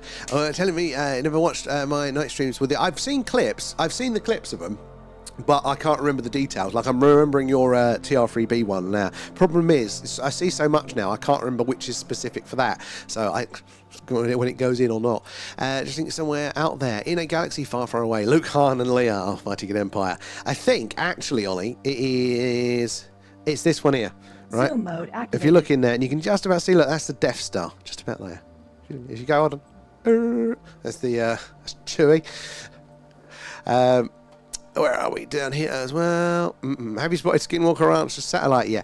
Oh, you know what? Someone's talking about the Skinwalker Ranch having their satellite. No, I haven't. Well, may have, and I just haven't seen it. Just will. Catch you later, Oscar. It's only human contact I have most days, apart from my cats, and they're all out playing. Honestly, other than the missus in the house, this is my social interaction all the time. Exactly, cool signs, always welcome. And the Big Dipper would fit in this field of view about 3 times over from left to right. Really? I don't think we've caught on the early days of the stream. I think we did, but it's always in an inconvenient part of the sky. It seems to be anyway. And the A10 pick Trump it was real. Let's have a look. Might as well. It seems we're a bit slower now in the stream. Oh shit. No, it's not loading.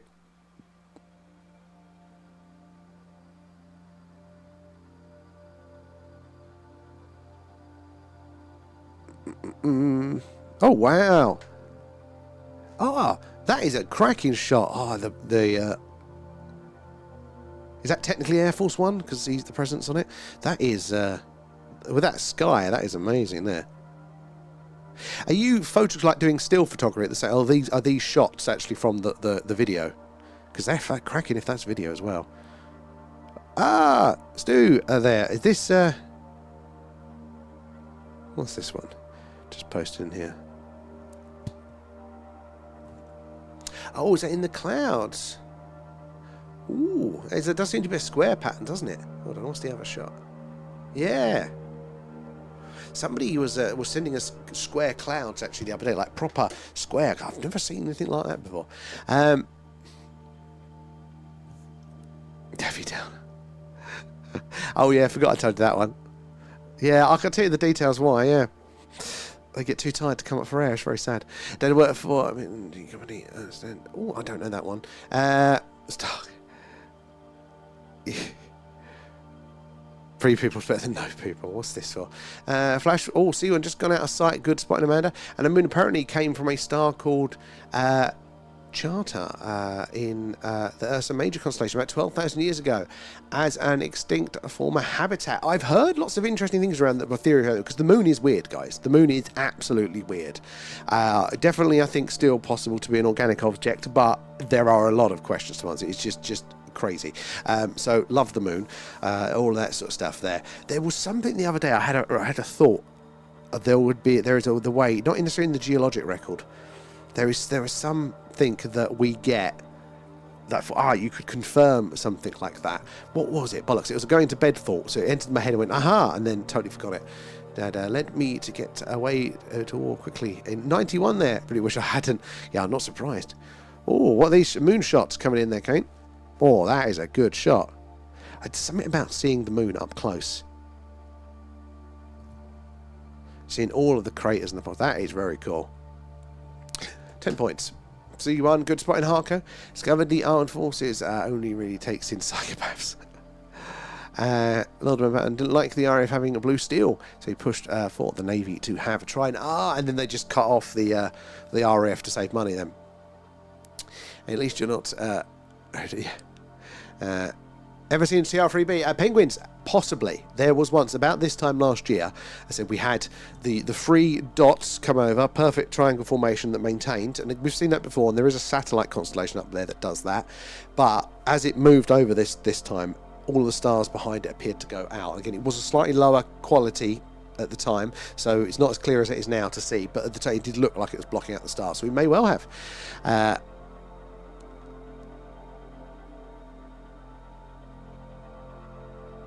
Destroyed the RAF. That's as much of a scandal as betrayed. Still, everyone's dropped like, Nugsy, you're not wrong there. You're slackers. We appreciate if you do give us a like, guys. Although I will be catching up with the chat, and then I think we'll be winding up for tonight.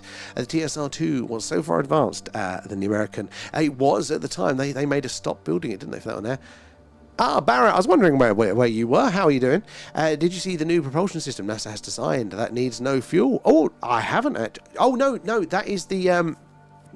Is that the one that you sent me the clip for of the podcast, Two Guys Chatting? Because one of the guys, he is a NASA scientist, but that one's the one he was making in his time off in his private company with the other engineer. It's very, very interesting because the guy as well, he's the lead electrostatics guy for NASA, and electrostatics is this whole area that was looking to have anti-gravitic properties back in the 50s and 60s, and then kind of went quiet, and everyone's like, oh no, it's not real, it's just weird sorts of effects, it's nothing that could ever harness. But lots of people say no, there is something to it, and it looks like this guy is actually pushing it over the line. He's very credible, like a NASA scientist. That's why I didn't want us having it there, and then the Labour government pulled the plug. Surprise. There, Joseph Good spotting there as well. That was from video. Jesus, Liberty, that is good. For getting still that car there. Keep expecting to say, expecting Top to say you're driving again. Honestly, that platform. It wound me up already with earlier ones. So we had 100 people in, which isn't bad considering how we are at the minute on with the numbers on the talks there. And then it went, oh, we're hiding you from everything because we've detected non-original content. I'm like, what the fuck about this is not original? It's my camera, my night sky. All of the graphics are customised, even the tracker. What about... There's nothing about this that isn't original. Not even anybody else doing anything like it. Jesus. Frustrating. And we don't have anything anymore. Look at all of the Cold War planes we had there. We have F... Oh, we do, yeah. But it was a fantastic time in the mid to late 90s on the surplus world. My God, that was fun. Where you could pick up tanks for 50 quid. It was ridiculous. Yeah, but sold the family silver. I announced it a while ago. Salty if it was true about the new fella. And... T-Sam, we made foam and based on the Expanse TV show. What was that one? That was one. Yeah, it's very interesting. That I did catch the first part of that interview, but I'd heard somebody talk to the NASA guy before. Really, really interesting stuff there. And Misty, the main, how are you doing? Mancoon, there, hi there, long time no speak. How you are? We're all good. How have you been? Well, good to see you. And you're picking a good night. It's lovely and clear. And I've never had a moment where I saw something truly unusual in the sky there. Those of you that have there, what did you see? Really good question there, penguins. So there's degrees. For the real, there is no explanation for this. Much rarer, a handful of times, I think, over the last year we've seen stuff like that. But we do see it. Again, it could be that triangle site blocking out the stars. That was a good one there. They've got no explanation. That was implying it was a solid object. The weird movement and stuff like that. You get no idea. I mean, I haven't had like in the film Close Encounters, where you see the ship like that flying around. I've not had any sort of, just seeing that sort of profile as a silhouette. I've not seen anything like that myself yet, but hopefully we'll get there eventually, lads, especially if we're doing the tour in all of the locations. I think that'd be really cool there. Thought of seeing a drone. Oh, your time, yes, yeah. Again, from knowing what I've been like on the spookier side of things, when you're having that experience outside in it, it is the slight disbelief. Am I seeing what I think I'm seeing? Is this it? Kind of like I'd expect this to feel a little bit better. Or I thought this would be. It's a bit unreal. This chat universe there, Alan. Yeah, I think it is. It's midnight, so we're gonna roll things up for tonight. Excuse me. Make sure you're following and subscribe. Catch us tomorrow. Hopefully it's going to have a Skywatch. Let's check the weather. Oh yeah, it's looking very good tomorrow night as well. Monday night, not so good, but tomorrow night, yeah, it is looking clear. Skywatch suitable for us there. So yeah, make sure you follow and subscribe. Get those notifications when we go live. Thank you for hanging out with us, for chatting, for sharing your knowledge and your questions and all that jazz. We'll catch you later. You guys are legends, and yeah. We'll see you all tomorrow night. Have a good Sunday. Bye-bye.